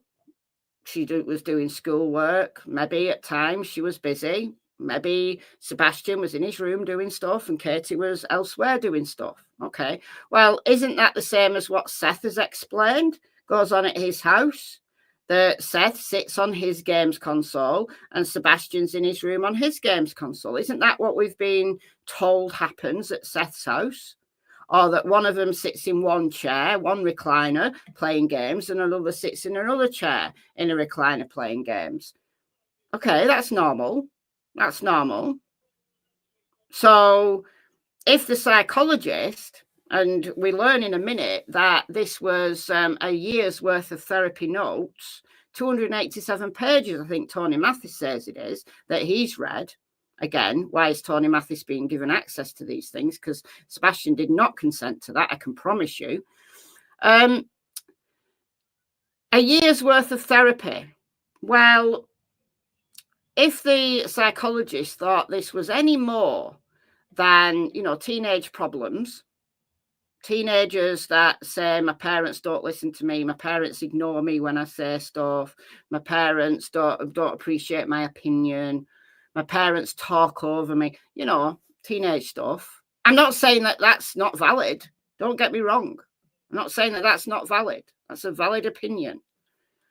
But it's all part of the normal teenage rebellion stroke, coming to terms with being getting feelings of your own, getting to a point where you're almost an adult but not quite, and you don't want to be under your parents' thumb, and then your parents kick back at you, and all that stuff. If the psychologist thought that it was any more than that, given that they had a whole year of Sebastian going every single week, so 52 sessions at least,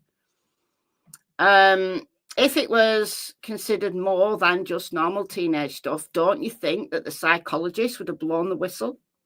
Don't you think that the psychologist would have got the authorities involved if they thought that Sebastian was being severely neglected, or that the lack of interaction was harming Sebastian in a big way, a way that was abusive?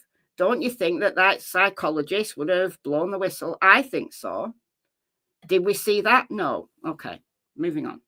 Beth, we can understand a little bit of that because we had an opportunity to see behind the curtain with the Texas Roadhouse video. That was interesting to me. We got a chance to pull the curtain open when, she thought no one was watching, and we got to see the detachment for ourselves. Oh, so now it's detachment. So to sit and eat your dinner with your son, and you take your phone out and you take a couple of pictures of him, and then you can be seen texting those pictures. And we know from Katie, she texted them to Chris. It was about the food he was eating, that Sebastian had eaten all of one type of food that he doesn't normally eat. Okay, so that's detachment. That's detachment. Okay, that's detachment. What we haven't seen is that entire video. So I think they were in the Texas Roadhouse maybe 40 minutes. We haven't seen that entire video.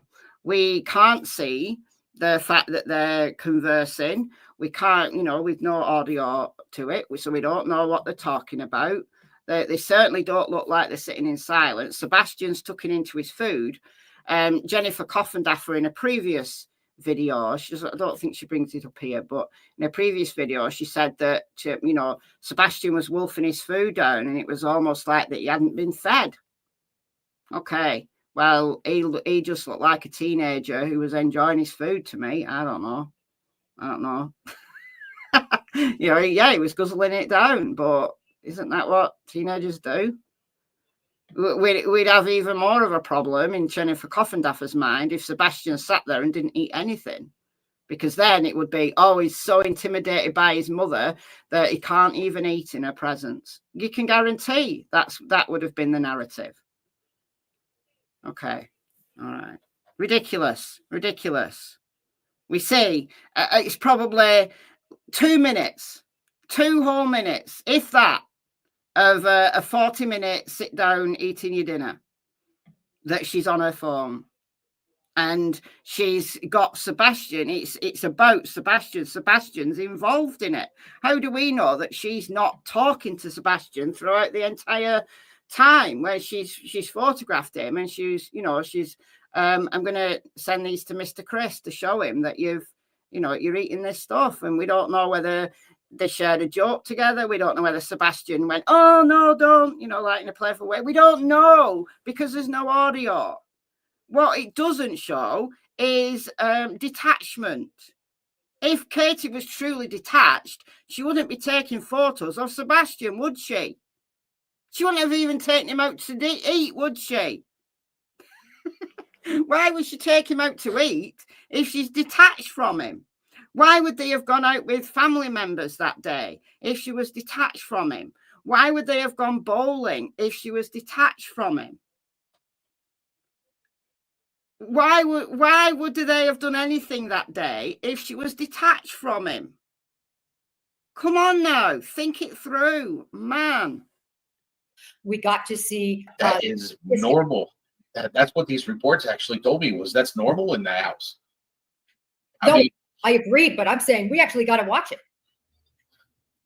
Yeah, well, and 287 pages, Jen. So if you can imagine, everybody says, well, the father wants to sling mud because of these CPS reports. And, this could be this could be that. But I'll tell you what can't be this or that is 52 weeks from February of 23 till February of 24, one counseling meeting per week for 52 weeks with an average of 5 to 6 pages per week, per meeting, explaining everything that was going on inside of that home, and more powerfully quoting Sebastian.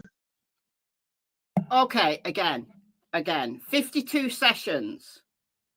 So if the psychologist who was taking these notes, 5 to 6 pages per session with Sebastian's words, if it was felt by that psychologist that Sebastian was in real danger, encountering real harm, real abuse, real neglect, don't you think that at some point during that year, that psychologist would have blown the whistle?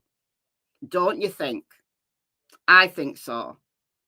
Because one thing I do guarantee, or at least I hope, that the psychologist said to Sebastian is the standard thing you say is, everything you say to me in this room is confidential, except, and you give a list of exceptions. It could be if you express that you are going to commit danger to yourself or to others, I have to take this outside of this room. Okay? So if you're threatening suicide, you might have to take it out of the room to get them more or different help. If they're expressing that they're going to go and shoot up a school or blow their head off their ex or something like that, you might, and you feel that that's a legitimate threat, then you're going to take that to the police. With minors, you might also say something like, are you happy or do you agree with me sharing what we talk about with your parents? Some psychologists absolutely will not agree to that. Some psychologists won't even have that conversation with the child because they are not going to share what the content of their conversation is with their parents. If there is the the suspect that there's suspected abuse in that home, they're not gonna say to that child, we're gonna say what you're gonna say to the parents. I'm not gonna share my notes with you. But they don't. Now, there might be certain cases where, notes get subpoenaed for court cases and the like. That's kind of a little bit different. But they're not going to turn it over to the parents.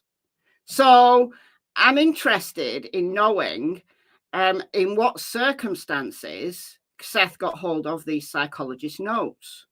I'd like to know what the consent arrangements were with Sebastian for the sharing of these notes. Did Sebastian know that those notes were going to be shared with his parents? If so, that's his parents. What Sebastian absolutely, as I said, did not consent to is Tony Mathis reading them, or some psychologist friend of Seth reading them, or anybody else from the Green Team reading them, because I'm sure that more people have read those notes than are on this panel right here right now. So,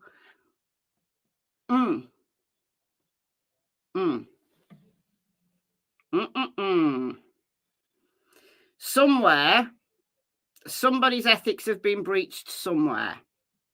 Whether that's a psychologist's code of ethics, I don't know, because we don't know what the consent arrangements were for the sharing of those notes, to Sebastian.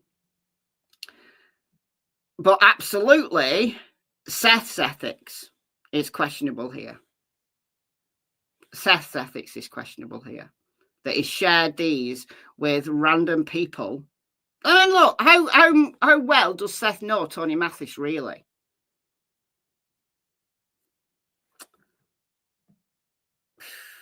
And who's Tony Mathis shared them with?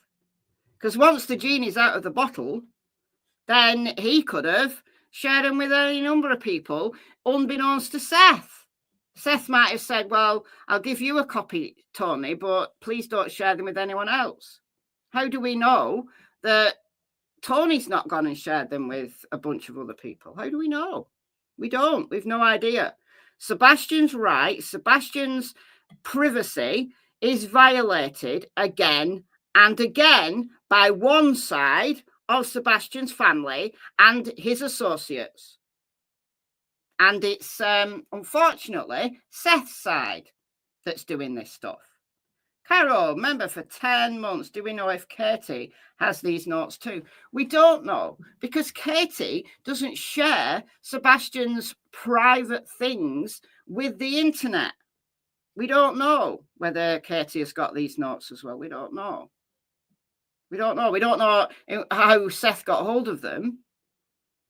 Maybe it was agreed with Sebastian that the notes were going to be shared. If so, that's fine. That Katie has them, and for Seth to have them, that's fine.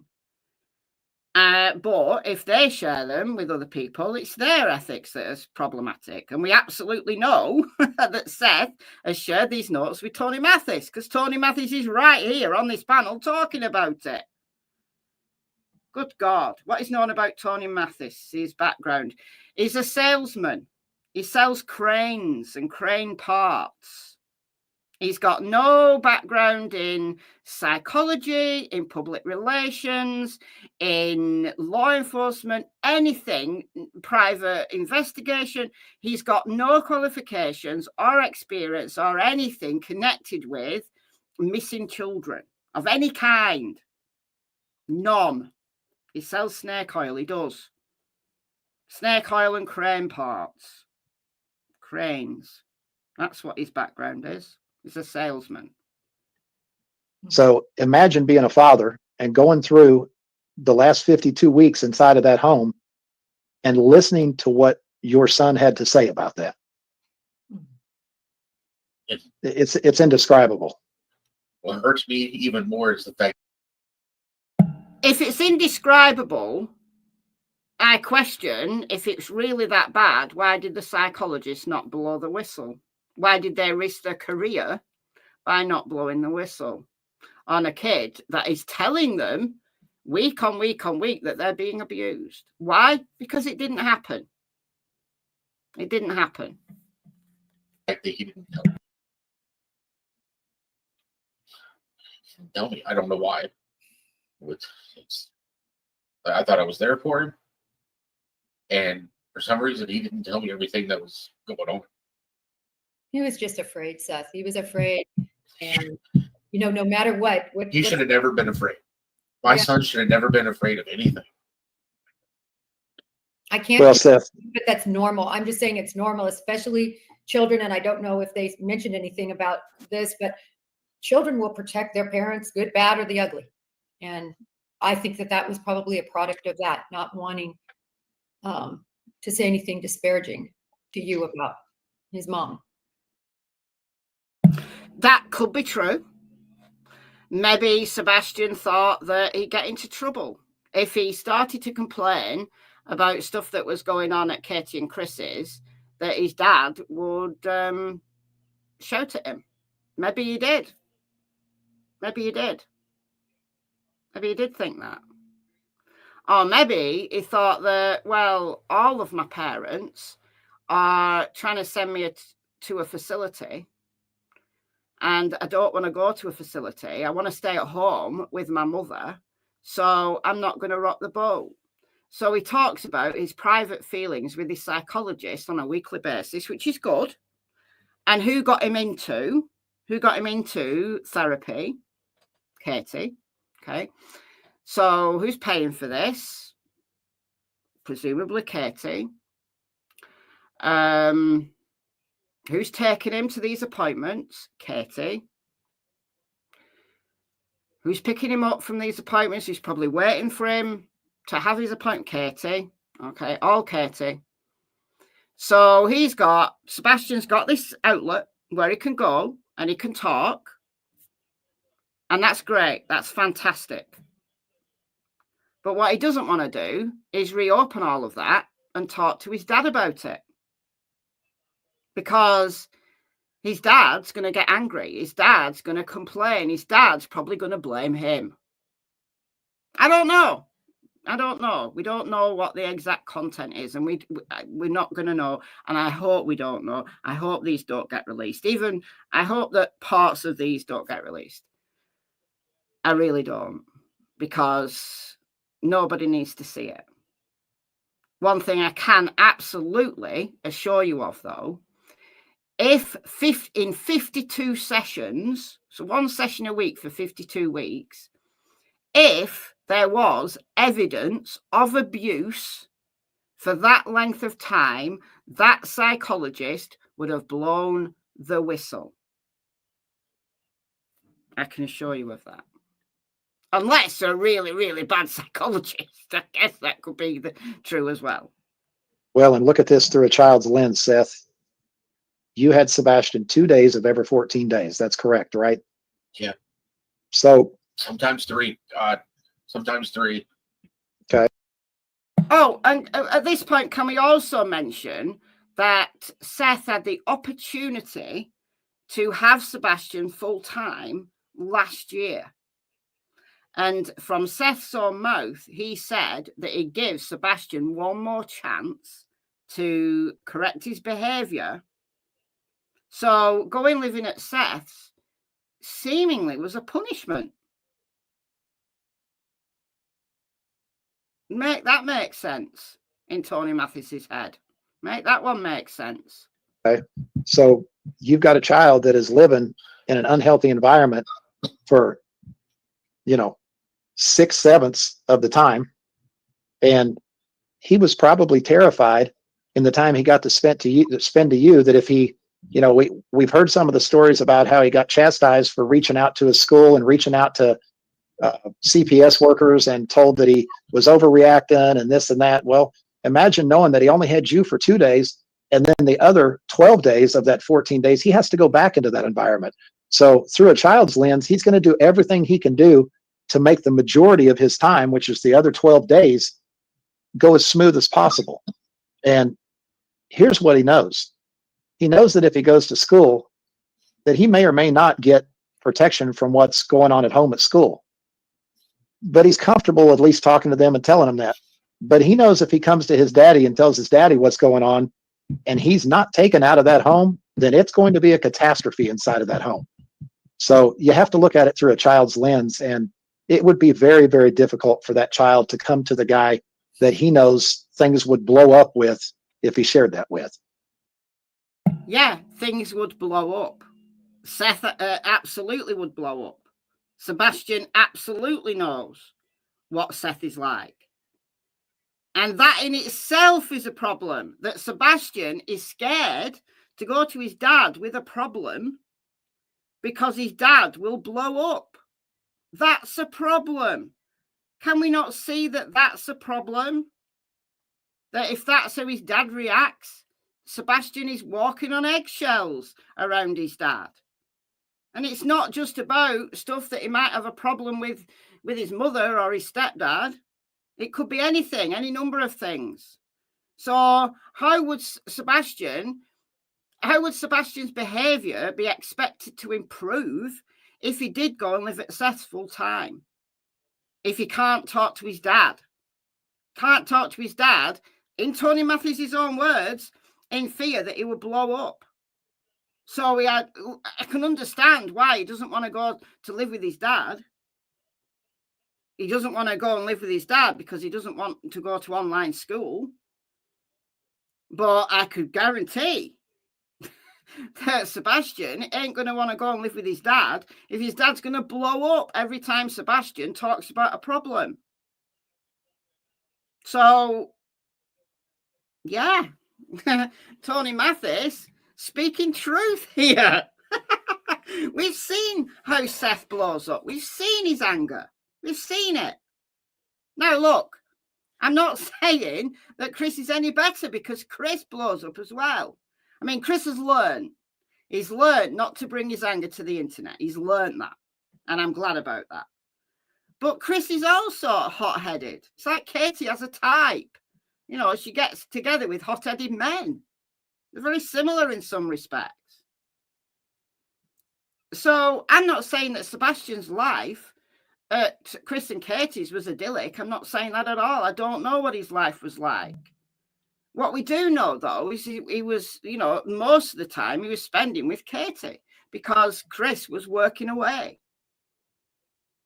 So the majority of the time, he was living just with Katie.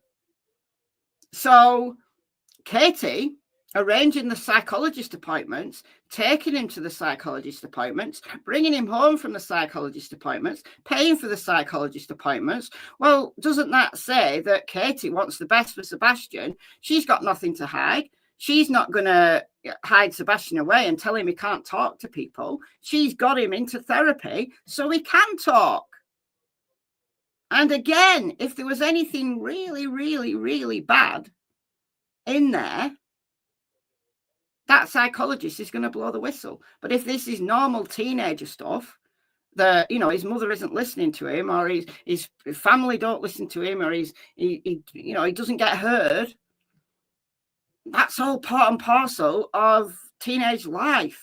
And maybe that's all this comes down to. All right. I'm not saying his life was idyllic with Katie. I'm not. But what I am saying is that what we're talking about here is perhaps no more than what many other teenagers face when their hormones are raging, when they're almost an adult but not quite, and they want to get out from under the thumb of their parents, but the parents still wants to treat them like a child. That's normal. That's actually being a good parent. If your kid feels like that, actually, you're probably a decent parent.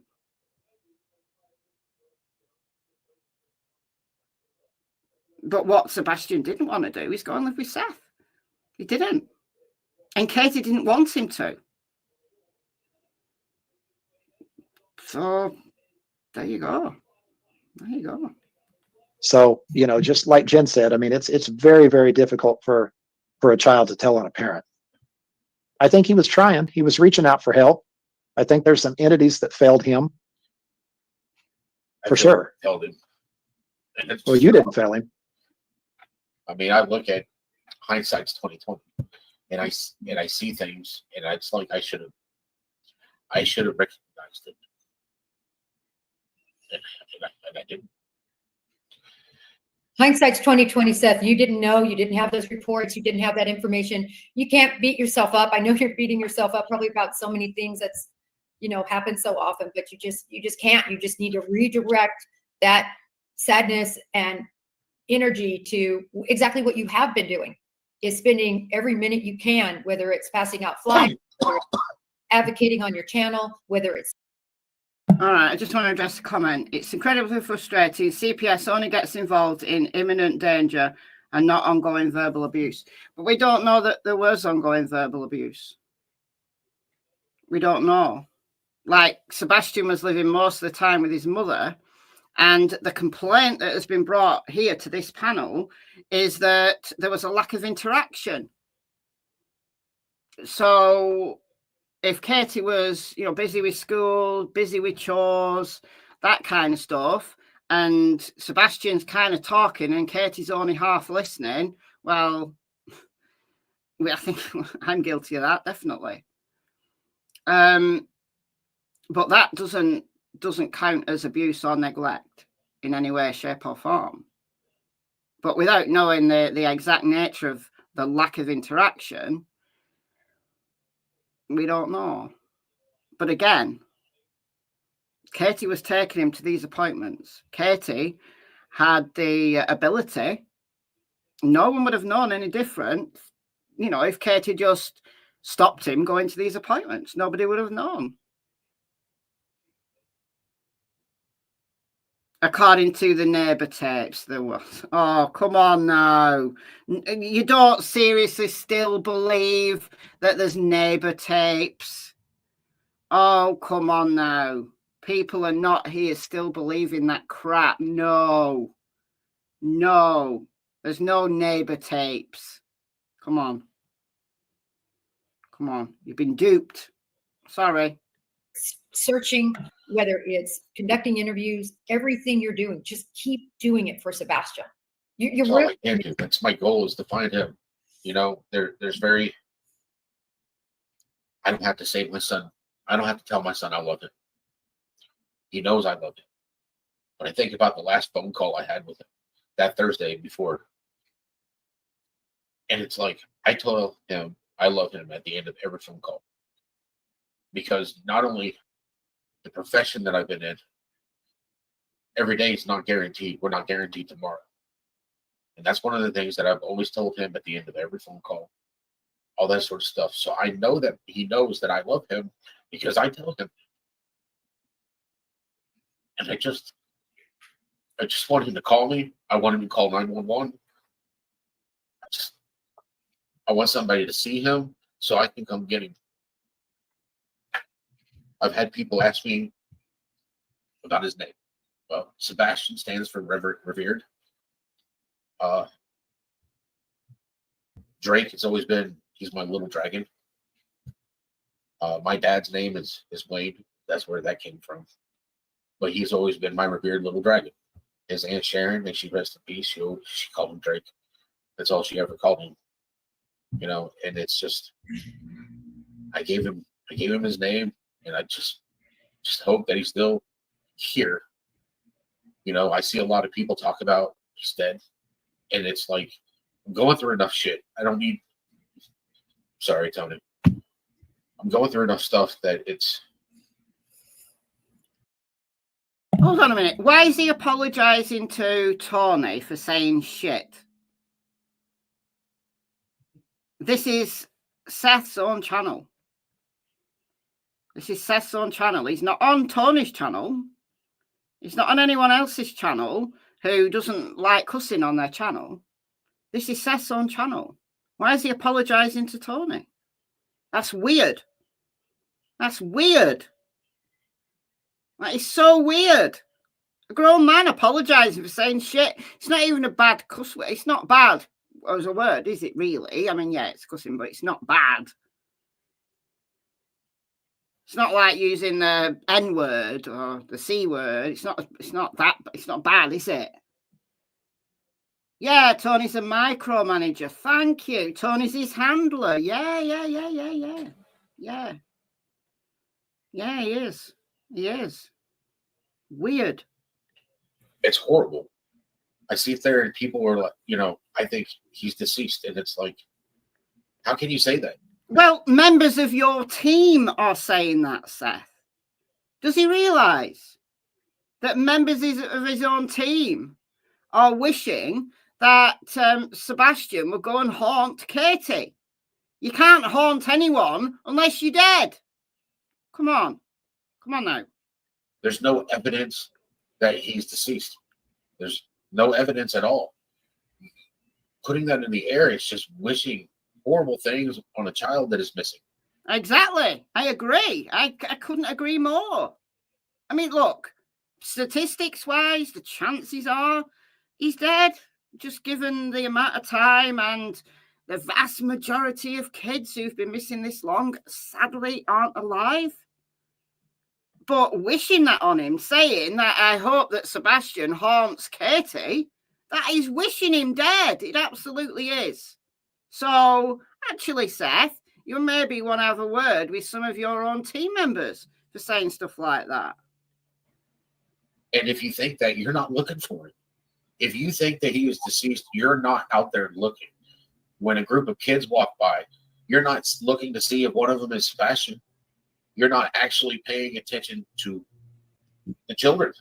Exactly, I agree. Couldn't agree more. Absolutely. To see if Sebastian is one of them. Because you already have it in your mind that he's not here. Tell your own team. Well, I know he's not here in my house, but I believe that he's still alive. And I will keep the faith that he is until proven otherwise. Because my son deserves that. He deserves even more than that. And it really just, so many negative people out. Just really. Tony's dog walking, Seth. Yeah, he is. Sadly, he is. And Seth's allowing it.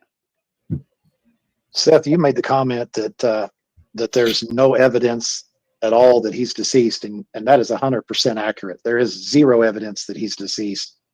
But what do you say to these people that we keep hearing over and over again that say, well, I don't know why people are blaming this person or that person or whatever. There's absolutely no evidence at all in any way, shape, or form. What do you say to that? From what you know and what you've seen and what you can talk about, what do you say to the people that say? And what about these people from the Green Team who went on Nancy Grace a week or two back? Oh, and that episode of Nancy Grace never came back, did it? It hit the airwaves for 20 minutes, and then it was gone. And members of the Green Team who sent Nancy Grace video of two people, captured in the lights, two people carrying Sebastian's body, and we're willing to talk to Nancy Grace about it. Those people are Seth's own team members. Unbelievable. Well, there's just, by golly, there's no evidence. Lack of evidence is evidence in itself. That's true. Lack of evidence is evidence in itself. Yeah, it is. That's true. That's a good insight. But again, members of Seth's own team are willing to go international. Nancy Grace got an international audience, are willing to go and say, look, we've got this video, this enhanced video of two people, possibly Chris and Katie, carrying away Sebastian's body wrapped in a sheet or a blanket or something. Yeah, that was Seth's team. Yeah.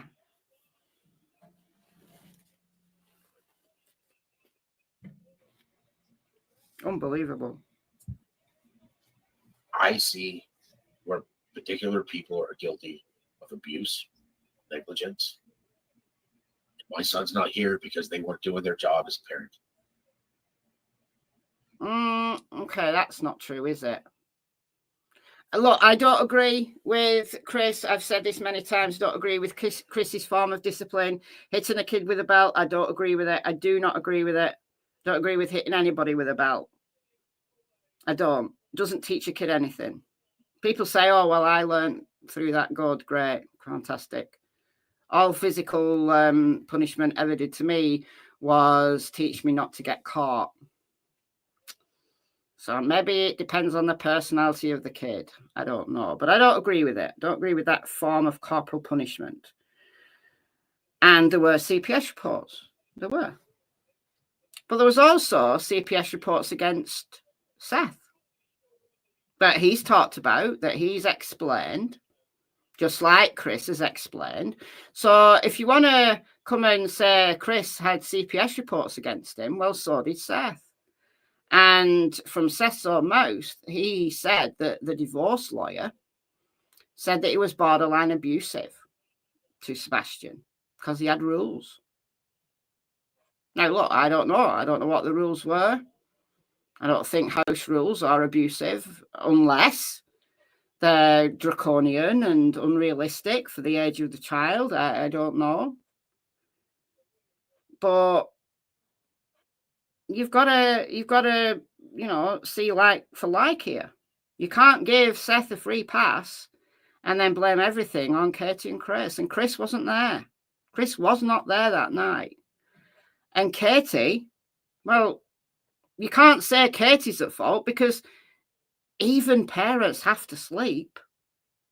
Do you have kids? Did you have kids? Did you ever sleep? Okay, point taken. They don't deserve children. And unfortunately, one of those is my ex. I don't know what happened to her.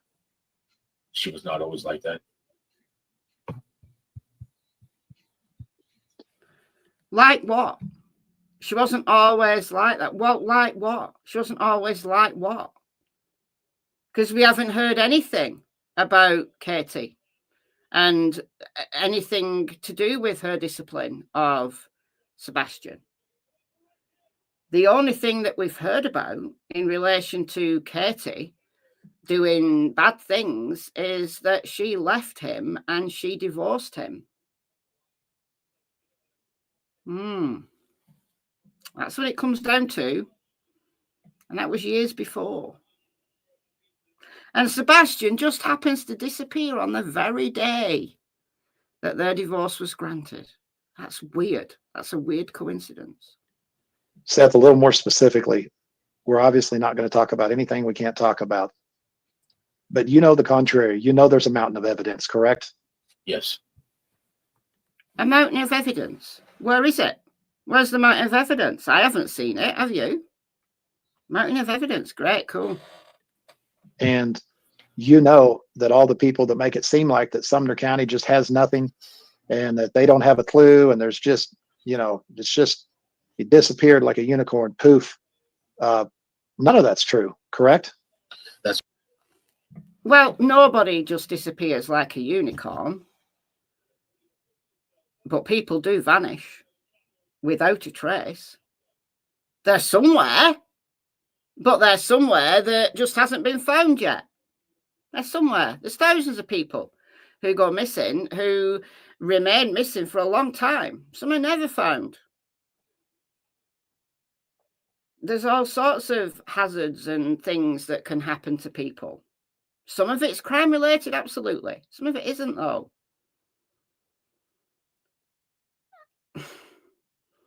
But what evidence is there that Katie disappeared him?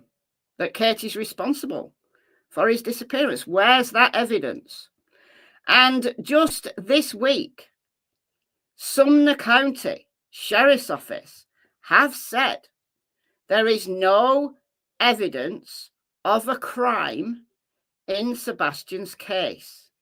The TBI have issued a statement saying there's no evidence of a crime in Sebastian's case. So make of that what you will. So is law enforcement lying to us all? And Tony and Seth have got this knowledge that no one else has? Or are they lying? What's more likely? That's correct. Children don't just disappear.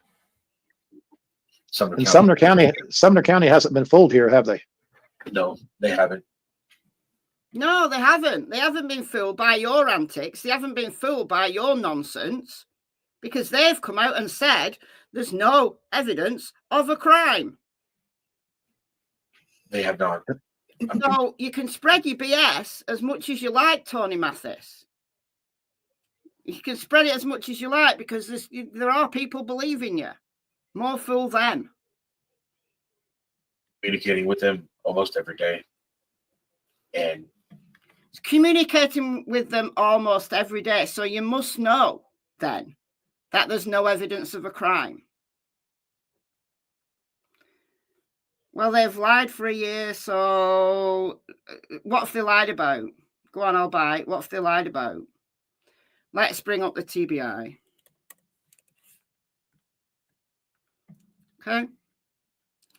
So is this all lies? Is this entire thing lies here? This is the TBI Newsroom. Amber Alert status, Sebastian Rogers here. Last updated on 2/25.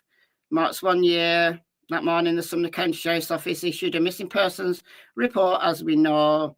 Okay, Amber Alert was issued the day after. As we know, the TBI continues to assist the Sumner County Sheriff's Office in this investigation. Our hearts remain with Sebastian's family, friends, and everyone in the community who continues to hope for answers, says Sumner County Sheriff Eric Craddock. So Sebastian's family, not certain members of Sebastian's family, but Sebastian's family. Guess what? That includes his mother. Okay. It's been a long and difficult journey, but I want to assure the public that this investigation remains active and ongoing. Our team continues to follow every lead, analyze every piece of evidence, and seek the truth about what happened to Sebastian.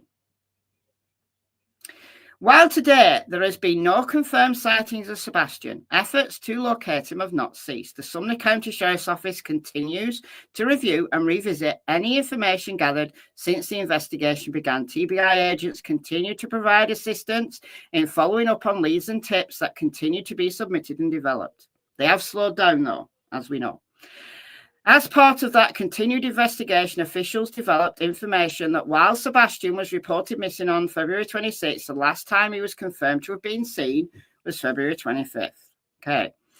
I understand that people want answers, and I share the community's concern for Sebastian, says Craddock. However, I urge anyone to rely on verified information from law enforcement and not online speculation. Are you listening, Tony Mathis?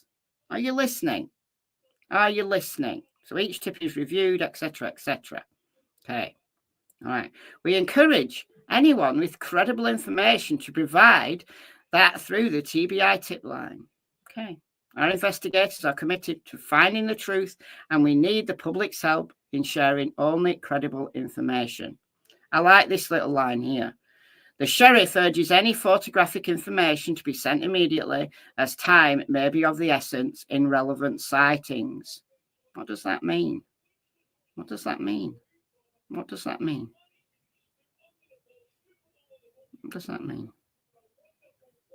Is this Amber Alert? Okay.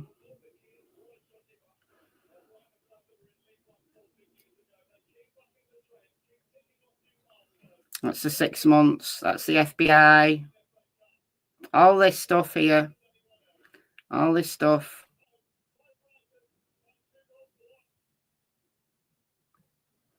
So, where's the lies in this?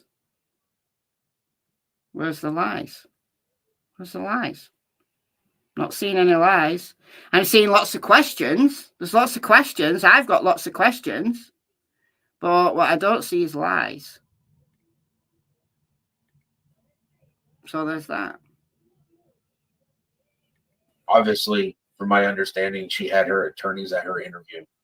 I don't have attorneys sitting here telling me how to answer questions. I don't. I'm not going to sit here and say that they don't know what's going on or that they do know what's going on. I just know that they are working this. What's the problem with having an attorney? I don't understand. If you're willing to talk to the cops, that's great. Whether you've got an attorney or not is irrelevant. Case to bring my son home, and they are working it, and they have information. If I can jump in really quick. Sure. I saw I need to blow my nose. that I was, well, I actually not just an interview, multiple interviews on a local station, I'll just say. I have never seen anything so misleading in many investigations. For those of you who may not have watched it, it was unbelievable. Nick Barris, Channel 5? No, it was, Okay. and I won't even say the channel, but they literally had on the Proudfoot's paid private investigator, who, in my opinion, Oh, it was WSMV4. WSMV4. and this isn't about him. It's about the misleading information that was broadcast. It was shocking to me about The video. the shadowy figure, and this could really mean something. This could turn the case around, and then Whatever actually happened to good journalism. So many have reached out to say.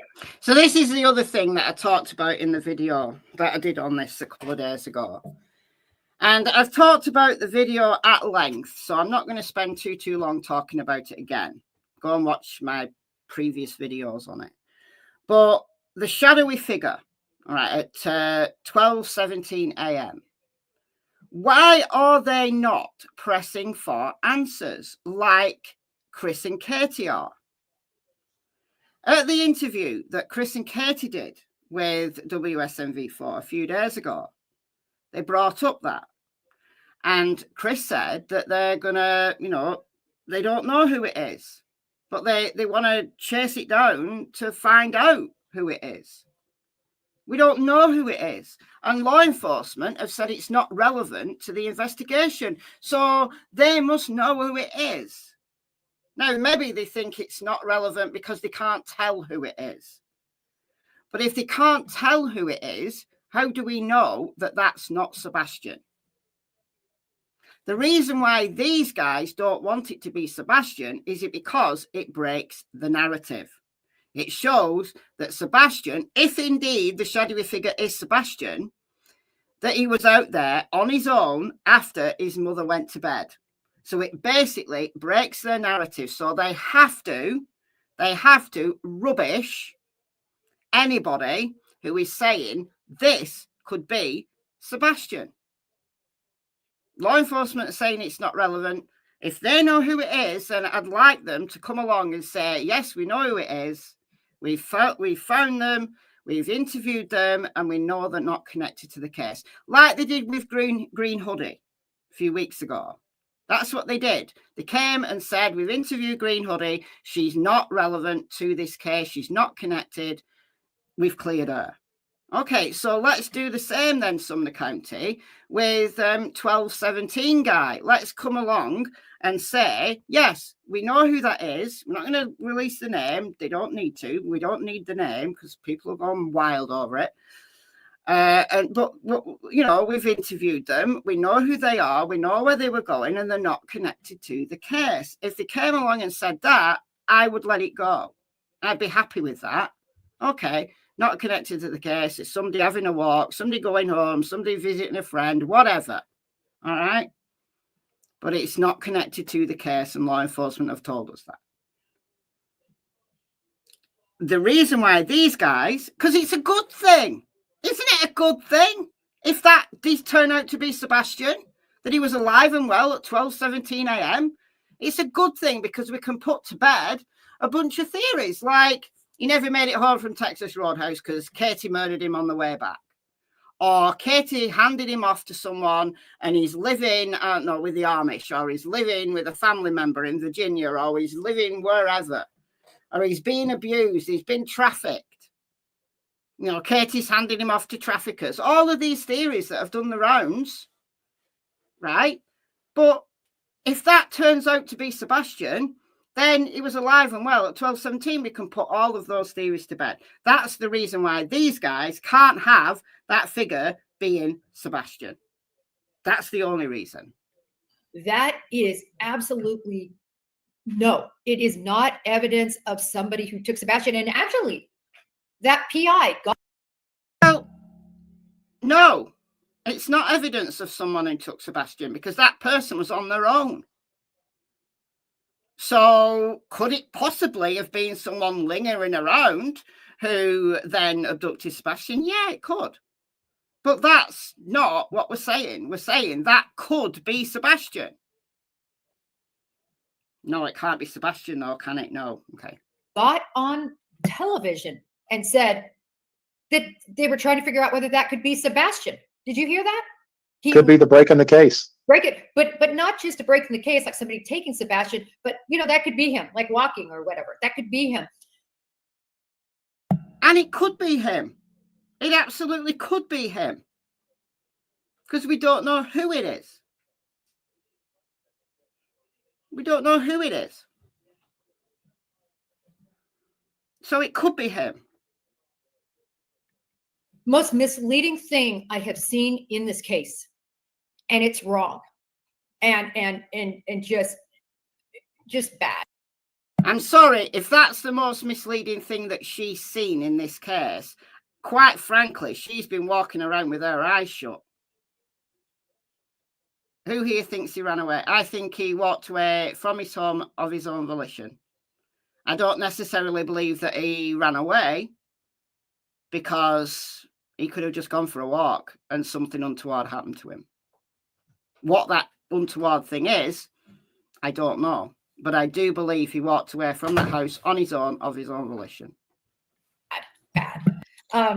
So I wanted to touch on that, because I really hope they retract that. I hope they come out and they say we've learned more information, even after they received a statement from Craddock, who is the sheriff now. He wasn't before, for those who don't know, but he's always been assigned this case, and now he's the sheriff, but he's still the main guy for Sumner County. And Sumner County is still the main venue holder, right? They're still the lead.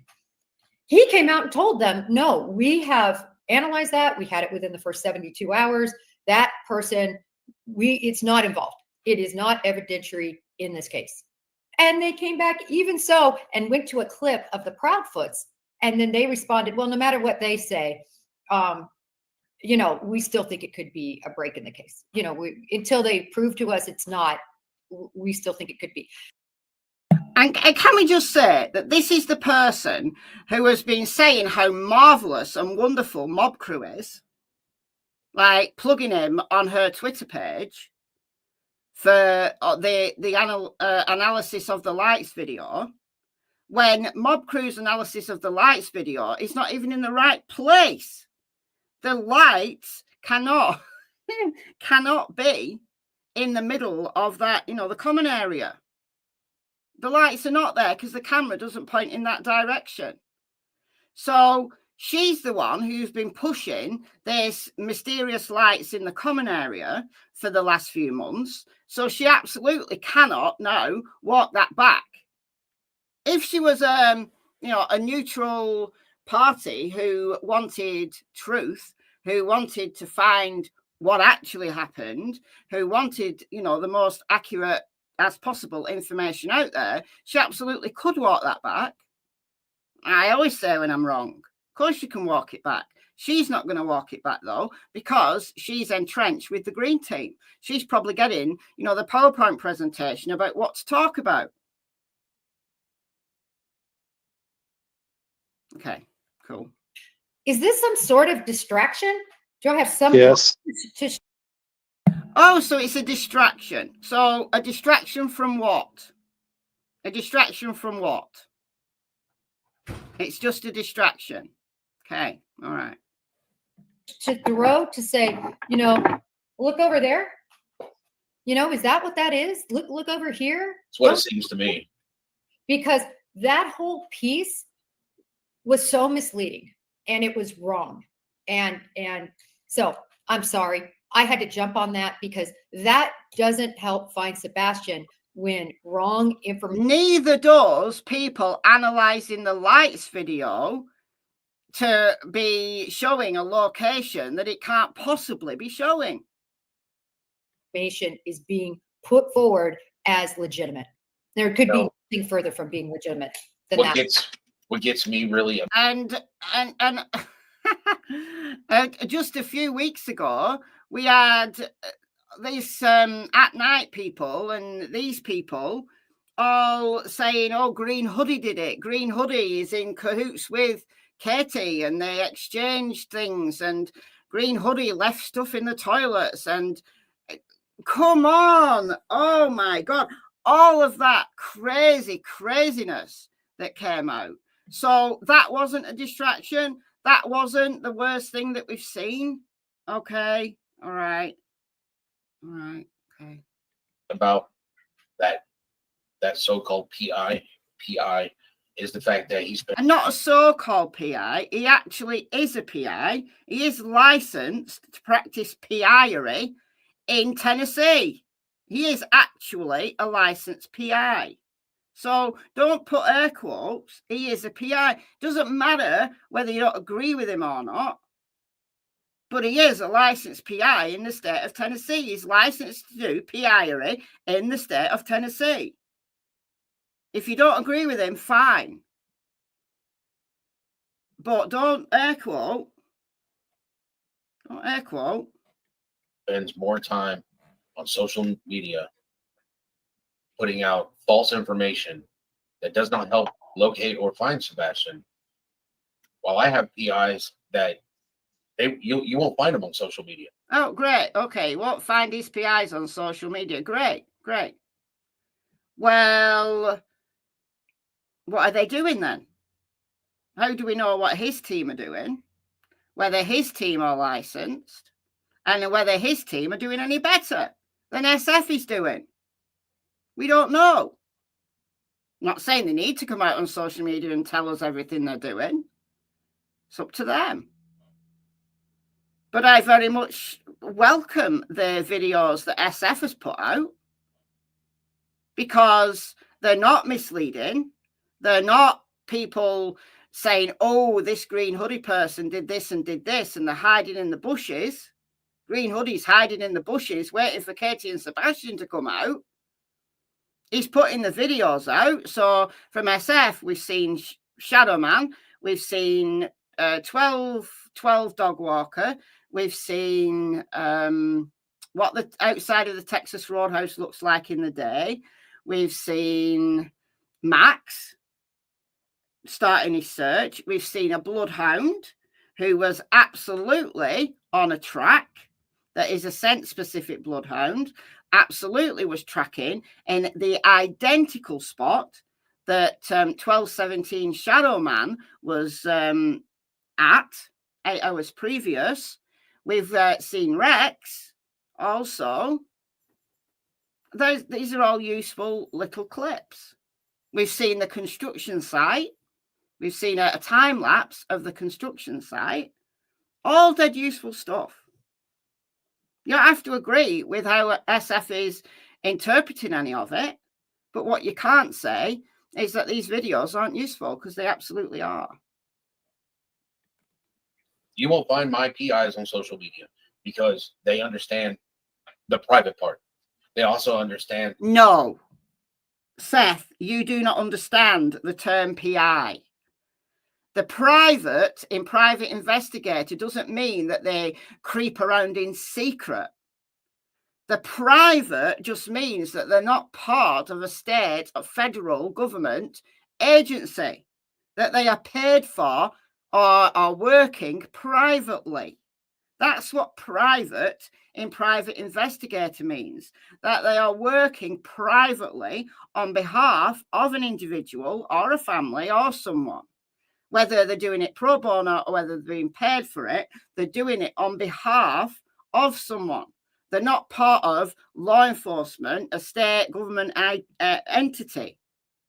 That's what private stands for. Jen Coffendaffer, Coff, should know that. Exactly. Why didn't she correct him? Exactly. nonsense. That my private eyes are in communication with a CSO. Anything that comes in through Dog and Nick's team that comes into us goes to my PI. Oh, okay. So this is the chain of command.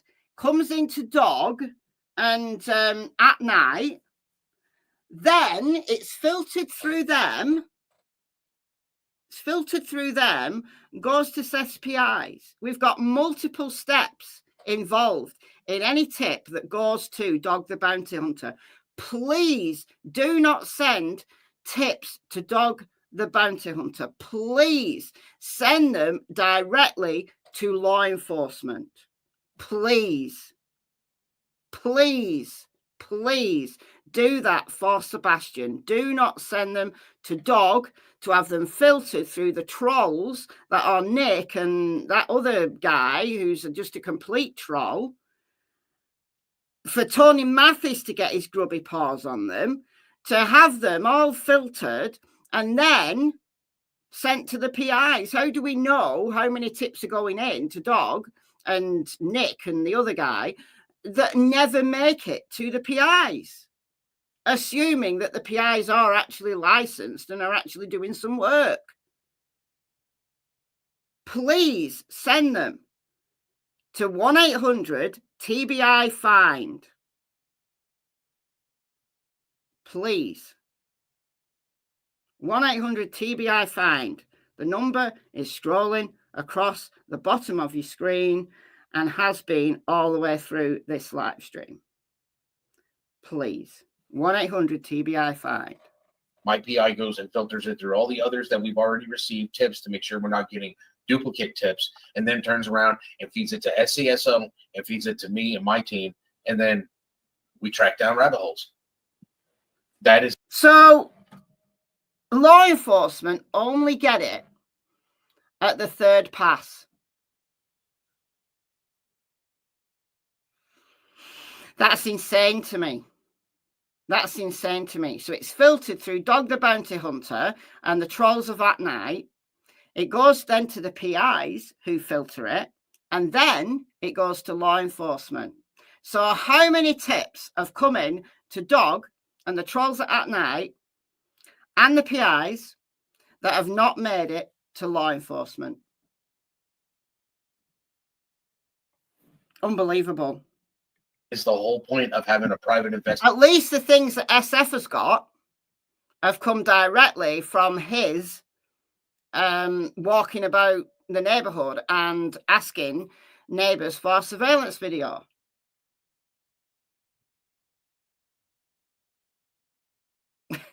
Not some tip line with random people answering the phone. Investigator is to go through all the tips, make sure which ones are valid. And it is frightening. Listen to this. What tips are valid? So they're deciding what tips are valid. So what tips to send to law enforcement? Track them down. And I can tell you that we love our PI dearly. But if they got on social media and attacked the mother, regardless of how we feel about her, it would be the last day she worked for us, period. Well, if you didn't want your PI to attack Katie, why is it okay for you to come online attacking Katie? Unbelievable. Yeah, why is it all right for those trolls at night to attack Katie and Chris and everybody else who doesn't happen to agree with Dog the Bounty Hunter and the rest of the cronies? Why is it okay for those trolls to do that and Tony Mathis not to have parted ways with them? Unbelievable. Exactly right. It serves no purpose. I understand putting forth facts and we've talked a lot. And I know I've talked a lot about the abuse because I'm appalled. And I hope when Sebastian. We don't know that there was any abuse. We don't know that there was any abuse. Hitting Sebastian with a belt, absolutely do not agree with it. Absolutely not. But we don't know that there was any abuse. We don't know that. Sebastian is found, that is looked at very closely and reconsidered in terms of the ability for those parents to be around Sebastian without being monitored. I mean, that's my main point of that. It's, you know, it was an abusive environment, and he should never be allowed to return to that, in my opinion, at least without people watching, having somebody there. I wanted to, when I find him, he won't be going back. He'll be over my dead body. All right. So he's going to go and live at Seth's, and Seth's going to leave him every night while he's working on his own, because Seth has to work and he works nights. So if he goes and lives at Seth's, he's going to have no boundaries for the entire time that Seth is working. And he's going to be doing online school. And Seth has to sleep, believe it or not, even though he doesn't think Katie should sleep. He is going to have to sleep. So when he comes home in the morning, he is going to have to, you know, get a few hours sleep. So Sebastian will be left on his own to do online school. What kind of life is that for a 16-year-old kid? How quickly would he go off the rails, given that he's got potentially behavioural issues to begin with? How quickly will he go off the rails under that regime?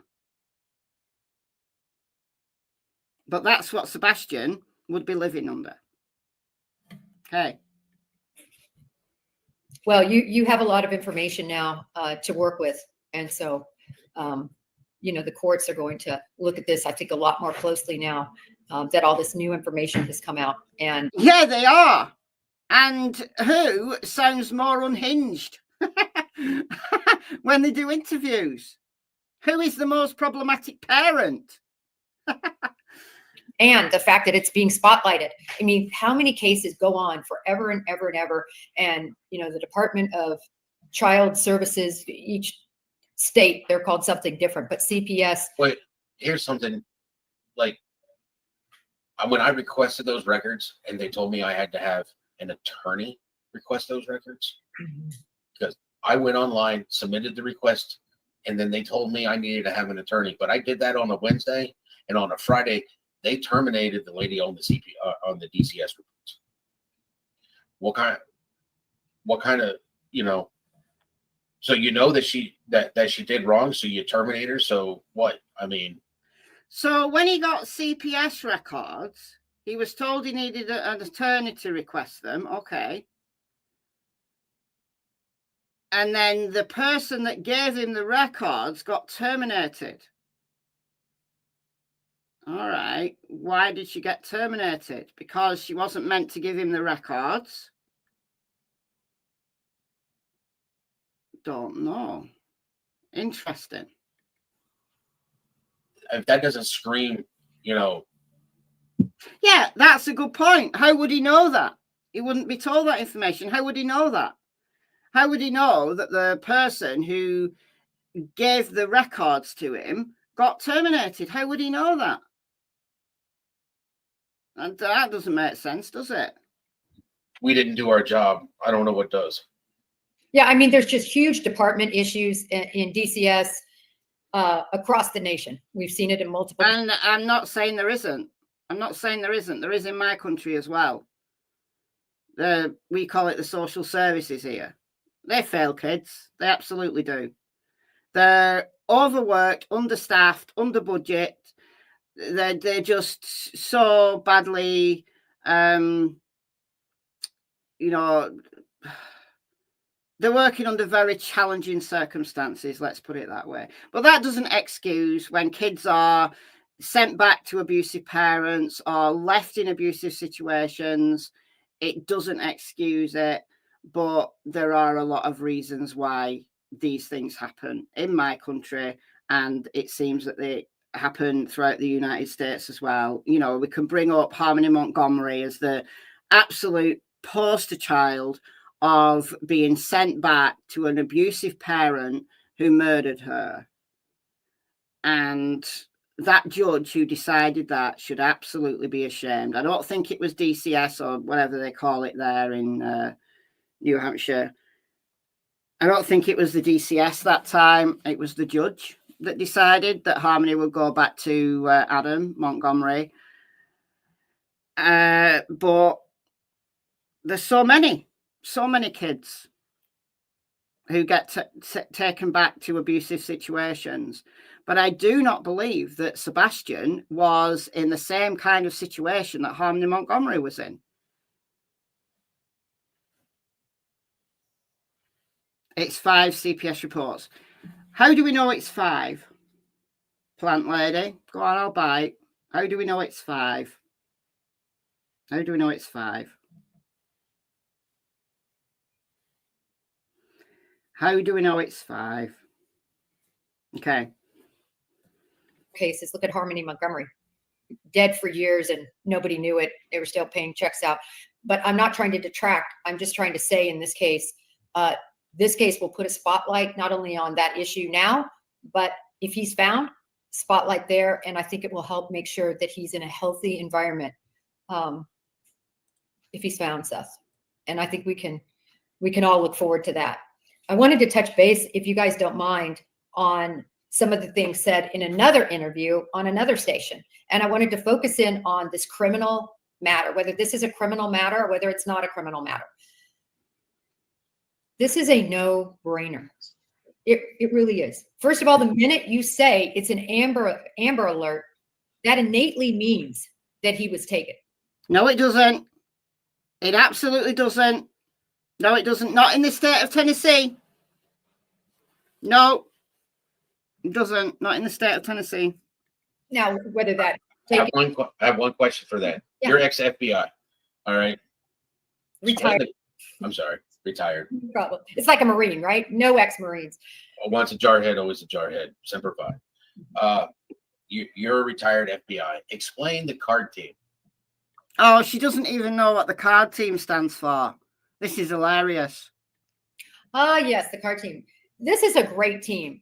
They actually come together. They're FBI agents, only FBI agents, and they report pretty much immediately upon request. So the minute a local department calls them, they go on scene and immediately help guide local law enforcement in missing children cases. And they're amazing. They usually lead the interviews. They lead what should happen, and they're very on scene and on hands. The best thing is when they're contacted within hours, because they deploy and dispatch and go there, and they have all these resources. And the biggest thing they have, Seth, is this is what they do. Like, as an example, I did SWAT. That's what I did, as my extracurricular activity after I did my cases, or, that's how it works in the Bureau. You have these extracurricular. Card team members have full-time agent jobs putting bad guys in jail. But when the bell rings, that's what we call it. When the bell rings, that means you're in the middle of tacos with the family. You leave and you respond and you deploy to that situation. And so that's what the card team does. And they are experts in the missing child realm. No. Can you explain the acronym, Jen, to the public? Oh, I knew you were going to ask that of me. I'm so sorry. I'm going to pull it up. I don't want to get it wrong. It is the child. Sorry. Dear God. Child Abduction Response Team. So. No, it isn't, Jen. She even looked it up and got it wrong. She even looked it up. All right, look. This is my search that I just did while she was talking. Card team, FBI. Top hit, FBI.gov. Child abduction rapid deployment team. Jen. CARD stands for Child Abduction Rapid Deployment.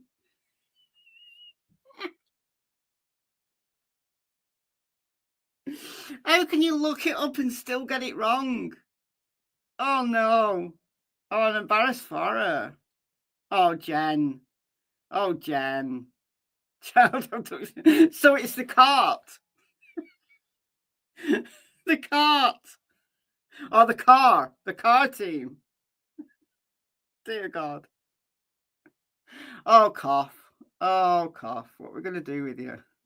So here's my one question. Response team. And I apologize. Go ahead. No problem. She probably put in car. Do you know what? Why would the card team not be activated? Well, this is the problem. Like with all cases that have local venue, in other words, doesn't involve crossing state lines. It's not an actual kidnapping case. It doesn't have terrorism. It doesn't happen aboard a plane, a train, or a boat. Hold on. How do we know that the card team weren't deployed? How do we know they weren't? Have we been told they weren't? Like, it's not like they come and do press conferences. We sometimes see members of the FBI on the ground doing searches. We certainly saw members of the FBI, for example, just an example, searching the landfill for Quinton Simon's remains. You know, we saw people wearing FBI clothing. Can't miss them. It says FBI on them. But we don't see the behind the scenes work that the FBI does. We don't see necessarily that the card team, you know, even if they've not had a full deployment, they may have been there as an advisory, as a, you know, if it becomes evident that Sebastian's been kidnapped, then of course the full deployment of the card team would arrive. But unless there's actual evidence that he was kidnapped or he was abducted, then the card team deployment ain't going to happen. Now, I do know in the Summer Wells case, the card team were contacted and had an advisory role in her case, and certainly at the beginning. But it doesn't mean just because a child goes missing that they're going to deploy the card team. Doesn't mean that. There has to be some sign, something, that there is a possible abduction. But the card team probably had an advisory role right at the beginning. They don't announce themselves. They don't do press conferences. So we don't know. They could have been right there. They could have been there for a few days. They could have been there to offer phone support, or there could have been a full deployment, you know, at least in the initial stages. They don't announce themselves. So why are they saying that the card team were never deployed? We don't know whether they were or not. I would expect that they were contacted and had some kind of advisory role. I would expect that to have happened. But you're not going to give the investigation to a card team if there's no evidence that he was kidnapped. Reservation, government installation. The venue lies with the local authorities, Seth. And when the venue lies with the local authorities, it's up to the local authorities to activate and to make that phone call. And a lot of times, sometimes that happens because you have to have a great relationship with the FBI and vice versa. You know, where those. But we know the FBI were involved. Like, we don't know that specifically the cart team were involved. But what we do know, what we absolutely know, is this. What about technology? Have you collected security video from area homes and businesses? Have cell phones been checked? Many neighbours and businesses have provided video from home and business surveillance systems. We are grateful for that cooperation. The video has been collected and is, from the beginning of the investigation, has been analysed and enhanced where possible by tech experts with the TBI, FBI and Secret Service. Cell phone data has been analysed. Any other available digital evidence has been collected, searched and documented. Information collected from Sebastian's gaming system has been analysed with help from the FBI. Vehicles that were placed in the area at or around the time of Sebastian's disappearance have been accounted for. These videos and all the electronic evidence has already been reviewed and has often been re-investigated. So I would expect that members of the card team maybe were involved in some of that. So even though it doesn't say card team specifically, we know that the FBI had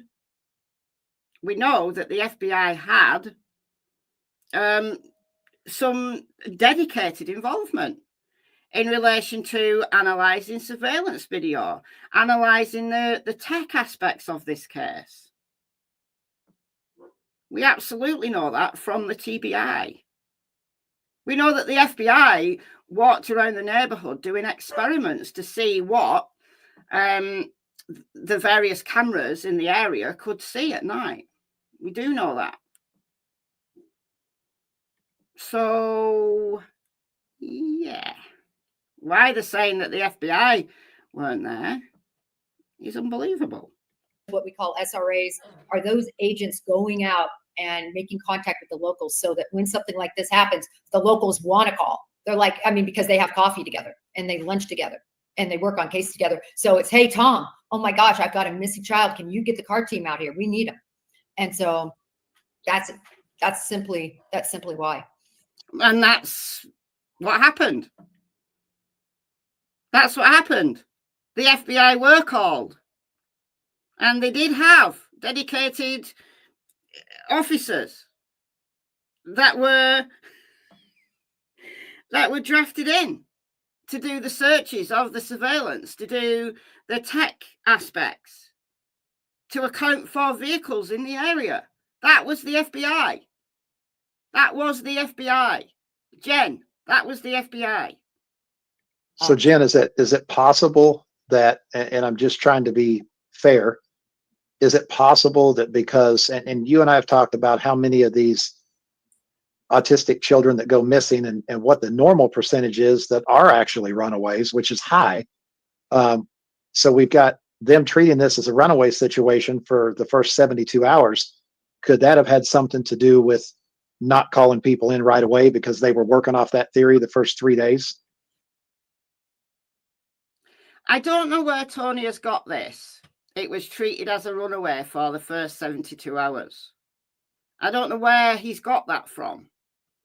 Because 72 hours into the investigation, there wasn't a sudden change of direction whatsoever. You only have to listen to the press conferences that were done in the first few days to know that the way that they were approaching the search was consistent. So there was a really interesting press conference. I've played it on this channel before. I think it was February 29th. That press conference where Ken Wider showed the search maps. So that's 72 hours.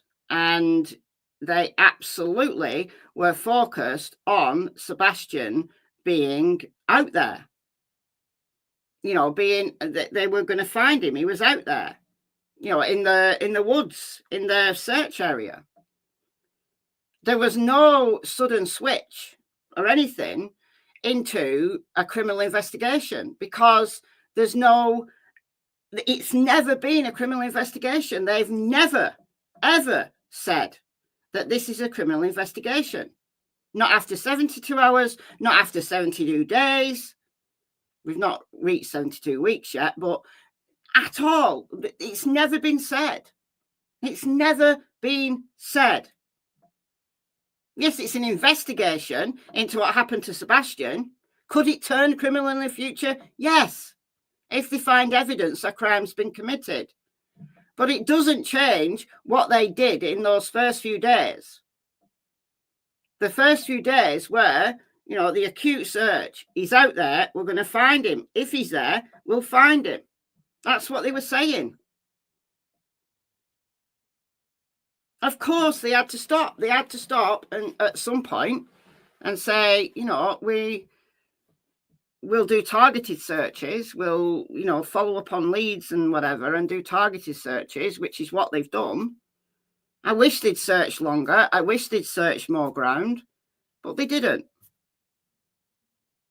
But it doesn't mean that they didn't deploy all the right people at first.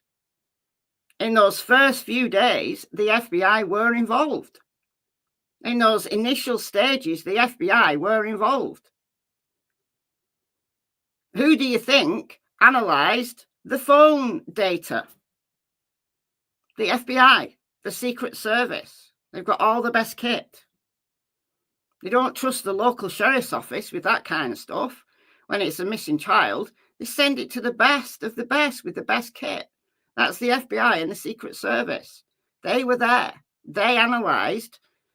The FBI were out in the neighbourhood in those first few days. They don't announce themselves. They don't do press conferences, but they were there. And Jennifer Coffindaffer should know that. 100%, but everybody has a different way they work cases. There are some people that are just so proactive, and I believe that's how it should always be. In other words, you should always treat a case as if there is foul play and work your way backwards from that. Until it can be proved it's not foul play, it's foul play. So that means... No, Jennifer. No, Jennifer. I don't know whether that's what the FBI do, but that's how investigations work. You look at the circumstances, and in the first day, the first 2 days, you can keep a completely open mind. You've not formulated a theory yet because you don't know the basics. You have to learn the basics first before you can even start formulating a theory. You don't just go, oh, it's foul play, and then work backwards. That's ridiculous. That's insane. My God. You get a warrant for the house. That means you process. No, you don't need a warrant for the house if the parents are opening their door and saying, come in and search as many times as you like. You don't need a warrant. You need warrants for certain things. You need warrants to, I don't know, get social media accounts and stuff like that. You need warrants for those kind of things. But for a house search, no, you don't need a warrant if the homeowner is allowing you access as many times as you like. And it's difficult because a lot of these departments are so small, but that's why it's important to call in a CART team. The other thing is they are expert interviewers. They have seen hundreds of cases and interviewed parents and can get a really good feel. And they want to get that interview done ASAP. So you don't think that the TBI are capable of interviewing parents? You don't think that the TBI have agents that are capable of doing that? For every missing child out there, do you think that there's enough CART team members to interview every single parent of every single child that goes missing, like on day one, as they seem to be expecting happened? And why would the CART team be interviewing parents who are suspect of murdering their child? Why would the CART team even be interviewing in that circumstance? The clue's in the name, Jennifer. She wouldn't know this because she got the name wrong. Child Abduction Rapid Deployment Team. So if all the parents are there, okay, all the parents are there, the parents haven't abducted that child, have they? So why would the CART team be interviewing the parents as suspects in a case where all the parents are present?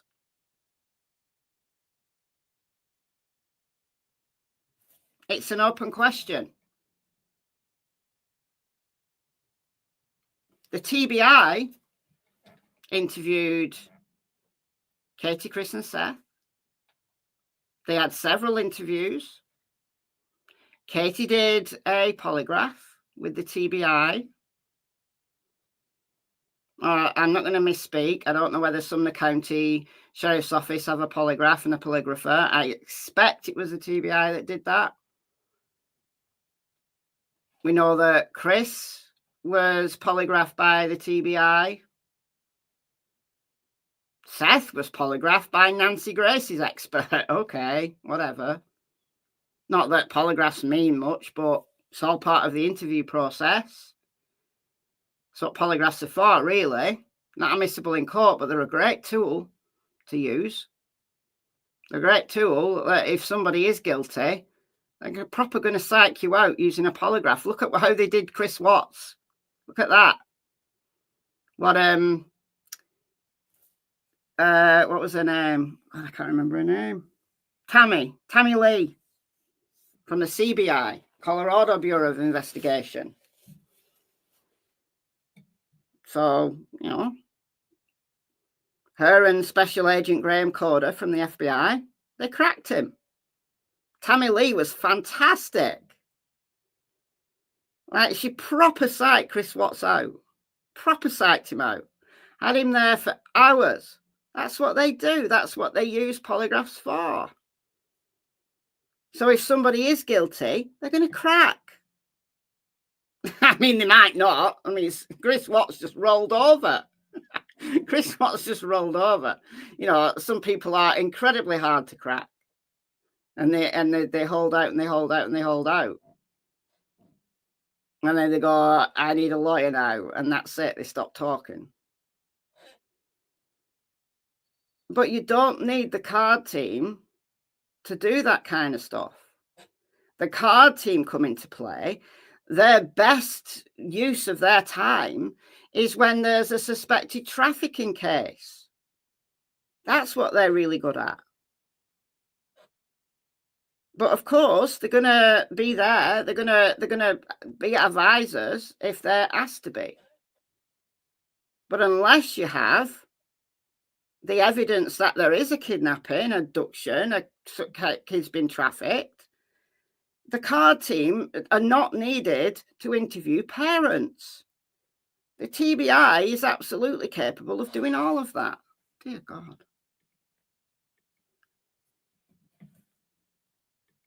Not only the interview, but the polygraph. Everyone should have been polygraphed within the first 24 hours. Period. End of story. Attorney, but What's up? No, go ahead, Jen. Yeah, that's what needs to happen. So I think. Well, Katie was polygraphed, but they realized that Seth and Chris were not there. Seth and Chris were alibied by being elsewhere. So initially they weren't polygraphed. Now, Chris eventually was, Seth eventually was by Nancy Grace, but they didn't waste the time of polygraphing them when they weren't there. But Katie was, because she was there. She was in the house. So she's suspect number one, because she's there in the house. So they're going to spend special time with Katie. They're going to really grill her. I'm sure they did. Dear me. It seems to me this, and it reminds me so much, and people might not like it when I say this, so much of the Summer Wells case, right? The Summer Wells case where it wasn't treated like something had been wrong. And it was really handled in some ways quite similarly. And yeah, I refuse to let my son become a Summer Wells. Well, good. Well, here's the good news, Seth. Your son's case is not like Summer Wells. It's worse than Summer Wells. It's an even bigger circus than the Summer Wells case. And I didn't think I'd ever say that. But here we are. The thing is, everybody isn't going to let that happen, Seth. We're not going to let you down. We're going to keep his face and name out there. It was similar. The only thing I can say is Summer Wells really didn't have family fighting for her. And that's sad. And I'm going to fight tooth and nail for my son. Agree. And that will be the difference maker. That will be the difference maker. So hopefully Seth, I answered the question. No, you did, Jen. Thank you for that. So, Seth, before you get into sharing what you're going to share tonight, I'm assuming you're still doing that, correct? Yeah, people have wanted to hear Sebastian. I don't have anything with him being 15. When me and Katie separated during the divorce, Sebastian would call my phone, and I wouldn't always answer my phone because sometimes when you're at work, you can't answer your phone at times. Or if I was asleep, I wouldn't hear it ring. And he would leave me voicemails. And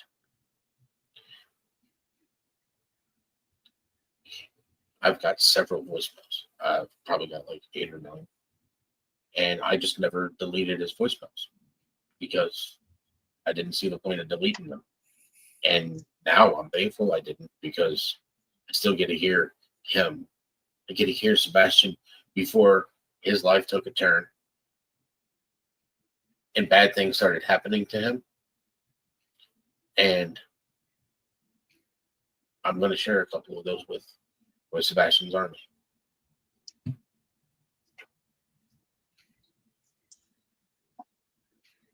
You were asking a question though, Tony. Well, while you're getting that together, before you play those, it's certainly not a tit for tat, but there was a great question that was asked the other night in Katie's interview that, so I want to ask you, what do you miss most about Sebastian? Everything. I miss him asking me questions. I miss him taking a shower until there's no more hot water. The bathroom is so steamed up, and then all of a sudden there's like the water stops, and I'm like, well, how long is he going to be in the bathroom?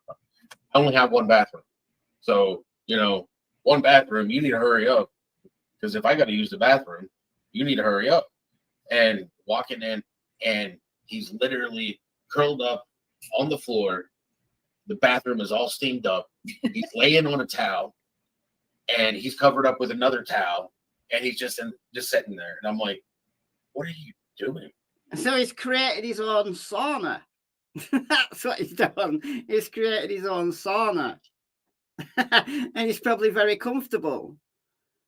But if that's the thing that Seth misses the most, it's a little bit odd that that's what immediately springs to mind.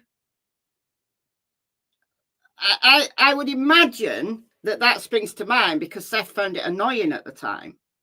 If he's only got one bathroom and he's waiting for Sebastian to come out, he's used all the hot water, Seth might want to take a pee, and he's like, will you hurry up? All right. I suspect that's what it was, that it comes to mind because that used to annoy him. But now he's looking back and thinking, yeah, I miss that. I actually miss that. I do miss that.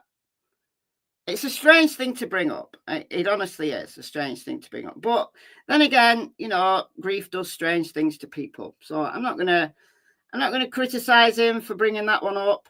It is a bit odd. I agree with people who say it's odd, but grief does strange things. He was like, it's warm in here. And I'm like, well, it's warm out there too. He was like, yeah, but it's warm in here. He wanted a sauna. Come on. Leave the lad alone. He wanted a sauna. Oh. He made a sauna. He made a sauna, he did. But yeah, a sauna.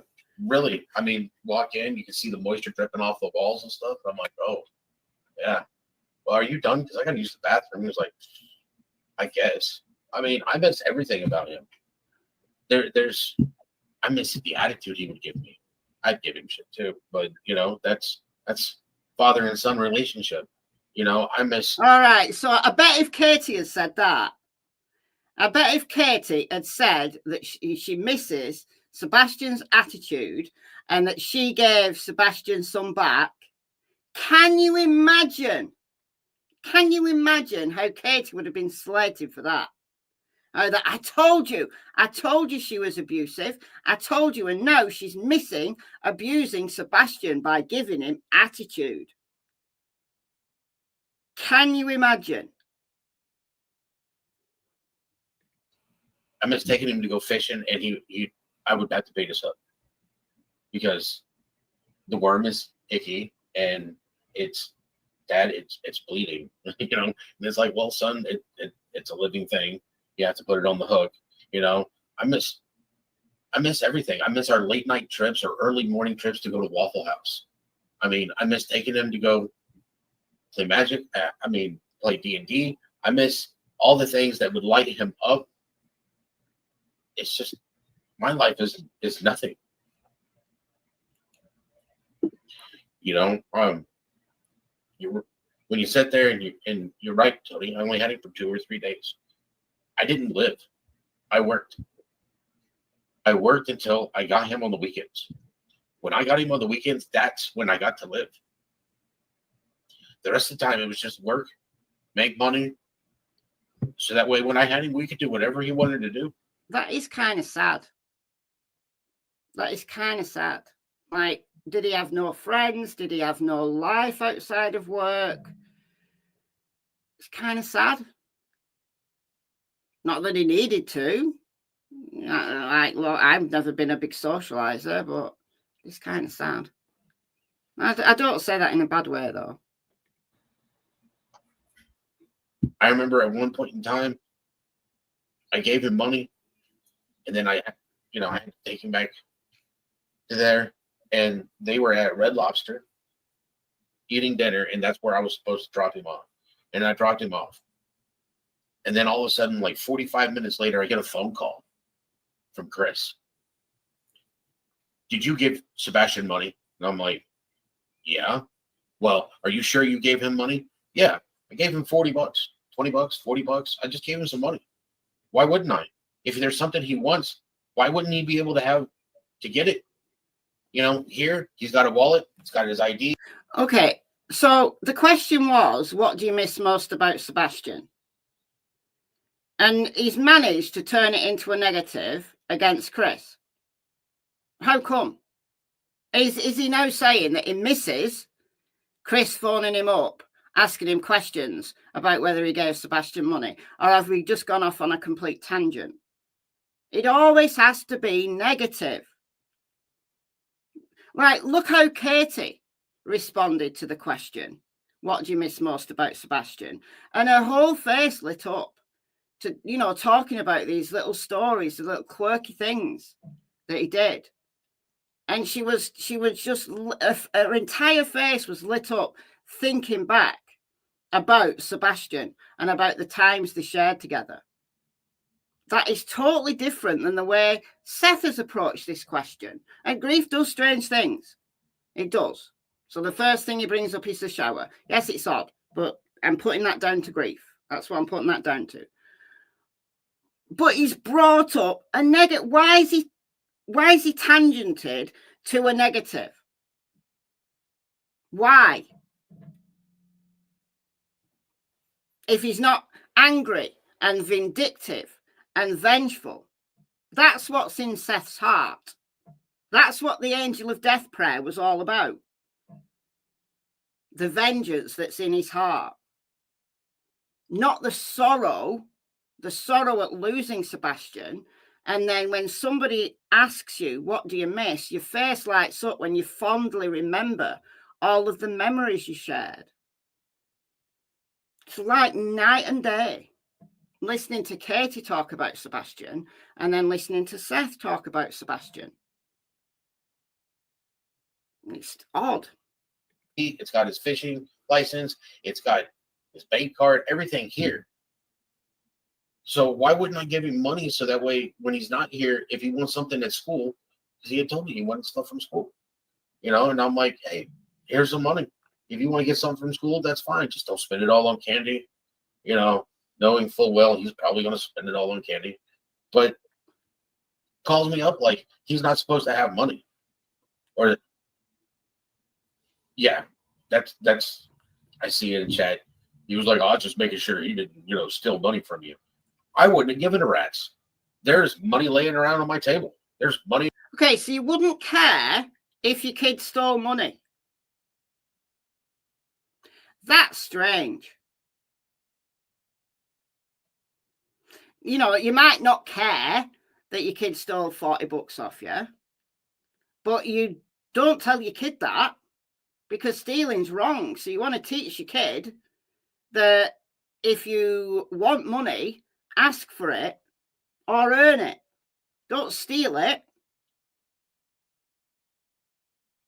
So that's not a great life lesson. And maybe Chris didn't want him having 40 bucks on him because he would spend it all on candy. And maybe Chris and Katie didn't want him to spend $40 on candy because he's not good for him. So maybe they give him a little bit of money when he needs it, you know, to spend, but they don't give him $40 at a time. That's probably the point that Chris was making, that, oh, just making sure that you did give him this money. So we take the money, right? We don't discipline him for stealing. All right. So Chris is doing a responsible thing here. He's checking to see whether Sebastian legitimately had this money. And if he did legitimately have this money, great. But we're going to take it and we're going to give you a little bit at a time. I don't see anything wrong with that. Especially that you know that your kid's going to spend $40 on candy. That's a lot of candy. There's money sitting here on my desk. I'm the only one that lives here. When Sebastian's here, anything that is mine is his. You know, as long as you don't go into my wallet and take it. I mean, there are times that. But if Sebastian had $40 on him and Seth didn't give it to him, and it was concluded that Sebastian stole the $40, it would be okay if he stole the $40 from Seth's table, but not if he stole the $40 from Seth's wallet. That's a really confusing message to a kid. So I'm glad that didn't happen because that's very confusing. So it's okay to steal in certain circumstances. That's weird. That's not good parenting, Seth. I'm sorry. I would literally tell him, why don't you clean the house? Well, I don't want to. Make you a deal. You clean the house, you can have whatever money you find. Okay, I like that. That's incentive. You know, clean the house really well. And you're going to find more money. Great. I like that idea. Oh, okay. And he would clean the house. You know, it's not that he's going to do, you know, a perfect job, but he's going to pick things up. He's going to organize it. And he's going to ask me where things go. And he's so we're going to communicate and he's going to learn some organizational skills. And then he would find money and he'd be like, I found $5. Okay. And that's great because he's given permission that whatever money he finds while he's cleaning the house, he can keep. That's an agreement. It doesn't mean to say that your kid can steal off you, though. That's completely different. What are you going to do with it? Put it in my wallet? Sounds good. Put it in your wallet. You know, I've got a jar. You find change. Put change. You find change around the house. Put it in the thing. He would do that. Then we would sit there, and on days we would pour it all out on the table, and I've got change rollers. So we'd sit there and count out the change, and then we'd pack up rolls, 50 cents for the pennies, you know, $10 for the quarters, $5 for dimes, $2 for nickels. And I mean, it all adds up to life skills. Seth, I have a question for you. Did you, not to bring this down, because those are all such beautiful things, and we so often take all that for granted, right? The good, the bad, and the ugly with our kiddos. That we get to enjoy daily. But I want to ask a question. Did you know, before all of this started, did you know about Sebastian and his responsibilities to clean up the room, and that he didn't clean up the room and he would have his things taken, and then he didn't clean up the room again correctly or what was expected, and that Chris Proudfoot took everything, put it in a box and threw it away, got rid of it? Did you know anything about that? At one point in time, it was brought up to me, and it was brought up to me. I have a yeah. Well, I don't agree with that. If that happened, I don't agree with that. Like taking all your kids' possessions. All right, fair enough. I can understand if you say to your kid, all right, if the stuff on the floor when I come back in, I'm going to take it and you're going to lose that item for X number of days. I can understand that as like a punishment. Taking it and putting it all in the trash, so it's a permanent loss, I find that disturbing. If that happened, that's bad parenting, because it gives that kid no incentive to do better in future, because what it leads to is learned helplessness, that there's nothing I can do. There's nothing I can do to rectify the situation. I'm just going to get my stuff taken off. It just leaves you with mistrust. Whereas a life lesson is, well, if you don't look after your stuff, then it's going to get taken. But you can redeem yourself by earning it back.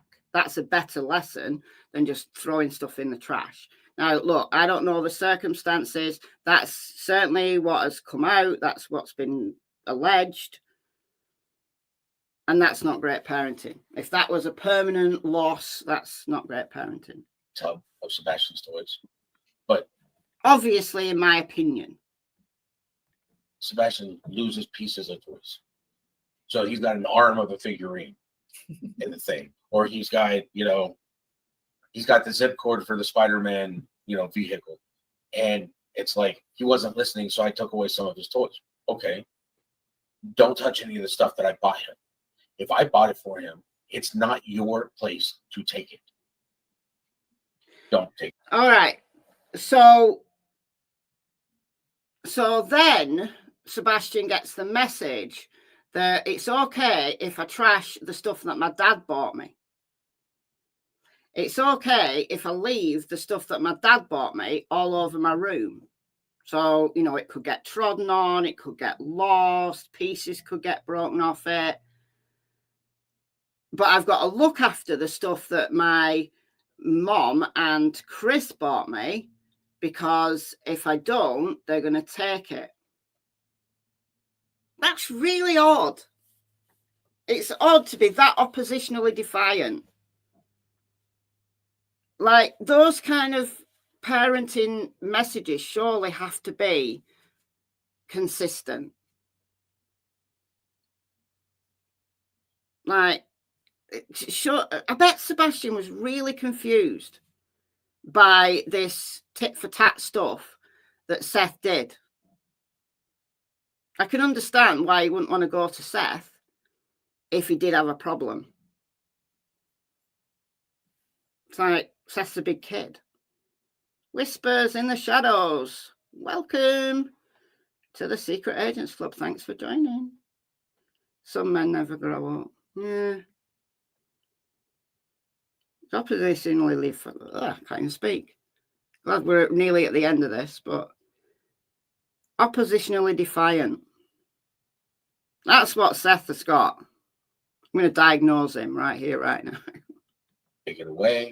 Don't throw it away. If you don't want it there anymore, you let me know. But every time I went over there, Sebastian had rack with all of his toys, so I could see all of his toys. I didn't know that they were throwing away toys because he wouldn't pick them. Yeah, I was just curious. If it's broken, then obviously if it's broken and can't be fixed, you should throw it away. And you should explain to Sebastian, hey, you broke it. It's no longer whole. I can't fix it. So now you have to throw it away. That's how you should communicate with him, so he knows that, hey, you take care of your stuff. And then you don't have to throw it away because it don't get broken. And that's great. That's great. Yeah, he's a man-child. Yeah, a man-child. That's great.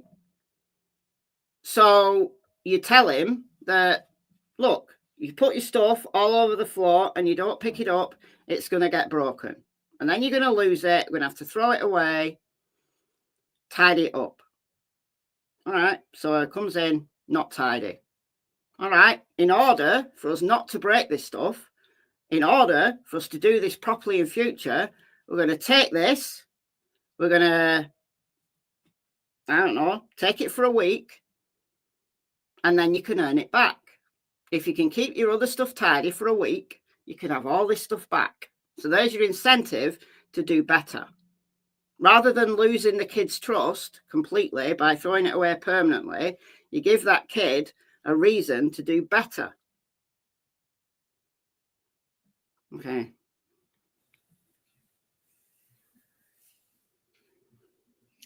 Right. And I get it. Like, I mean, my mom, if I left my stuff on the floor, she'd pick it up and she'd take it and I'd have to buy it back.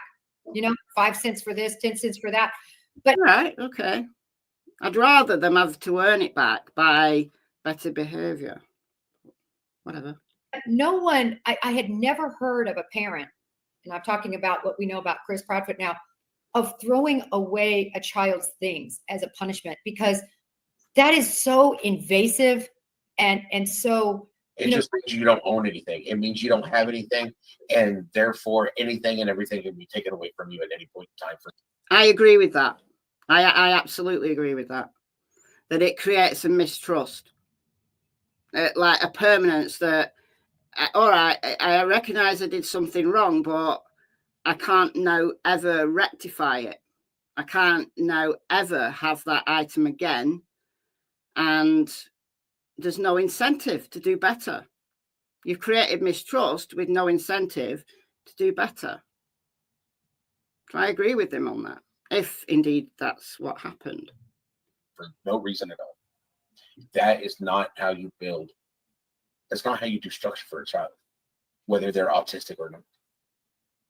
Well, and it's permanent, right? It's permanent damage. A parent may not look at it as damage, but those are the prized possessions of that child. So, if they're put up or you got to buy them back, then it's a life lesson. But when it's a life lesson. I agree with them here. Yeah, it defeats the child. Yeah. When they go out with the trash, it's permanent, and which is a reason why I think Sebastian may have had a pair of shoes that he wore when he went out at night. That he had a favorite pair of shoes that they put in the trash because, I don't know, they were scruffy, they were old. He got new shoes. I think Sebastian got shoes that he liked back out of the trash to wear when he went out.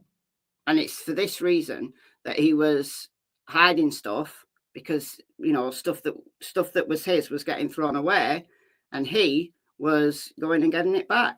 I think he had a pair of shoes.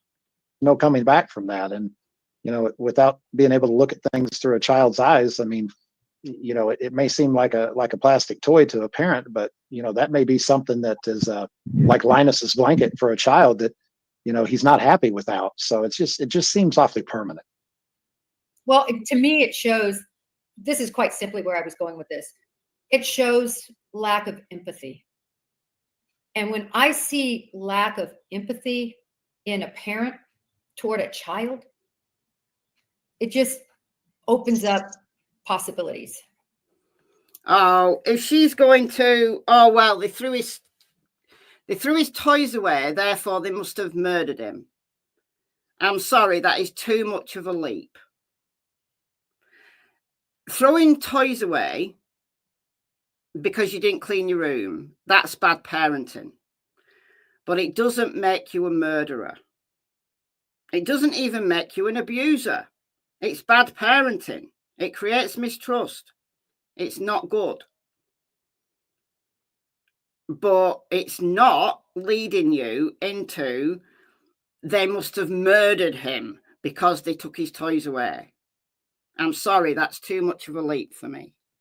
I'll leave it at that. I'm glad you did. A lot of negative possibilities. But let's hear Sebastian's voice.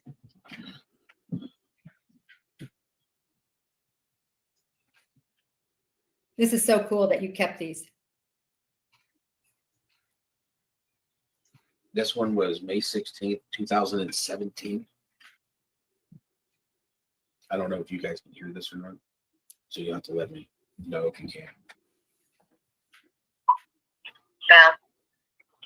Just needed to call up. Hold on.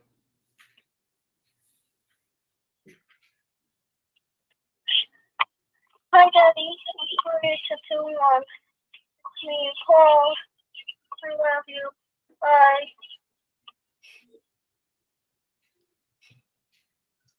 Oh, Tony's crying.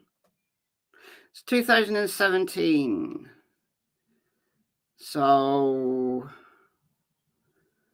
7 years ago. So Sebastian would have been 8.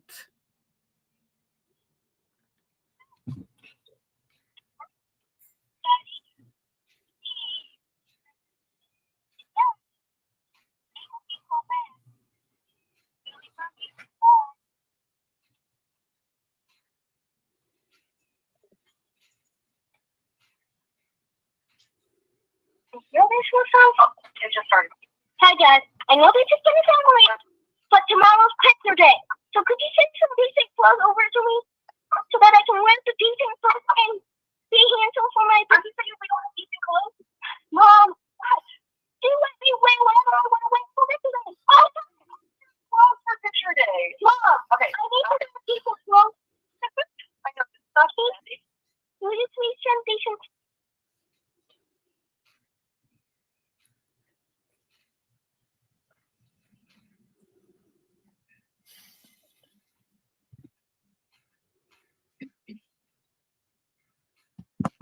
Thank you, Seth. I'm sorry. So his voice hadn't changed yet, or had it changed by the time he was 15? It did. His voice started to change about 14 and a half years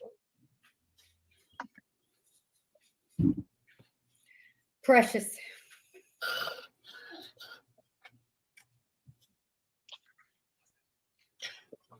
I can't do this anymore. Bye, Seth. Thank you. Thanks for sharing your heart. Thank you, Tim. Thanks for sharing his voice. I'm sorry, Seth. I just gotta find you. I gotta find you. I just gotta find myself. Thank you, everybody. Thank you, everybody. Good night, you all. Good night.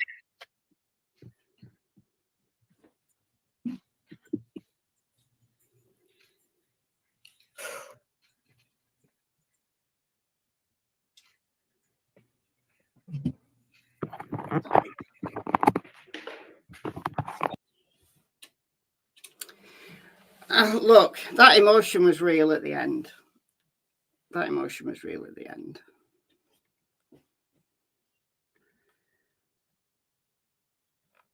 And it's horrible.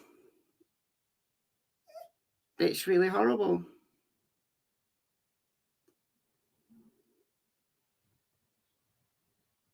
There's no two ways about it. Whatever happened to Sebastian, he's left a hole in a lot of people's lives.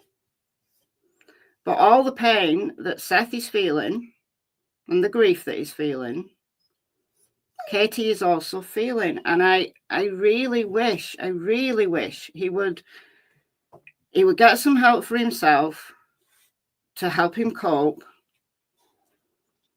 He'd gather people around him who have his best interests at heart.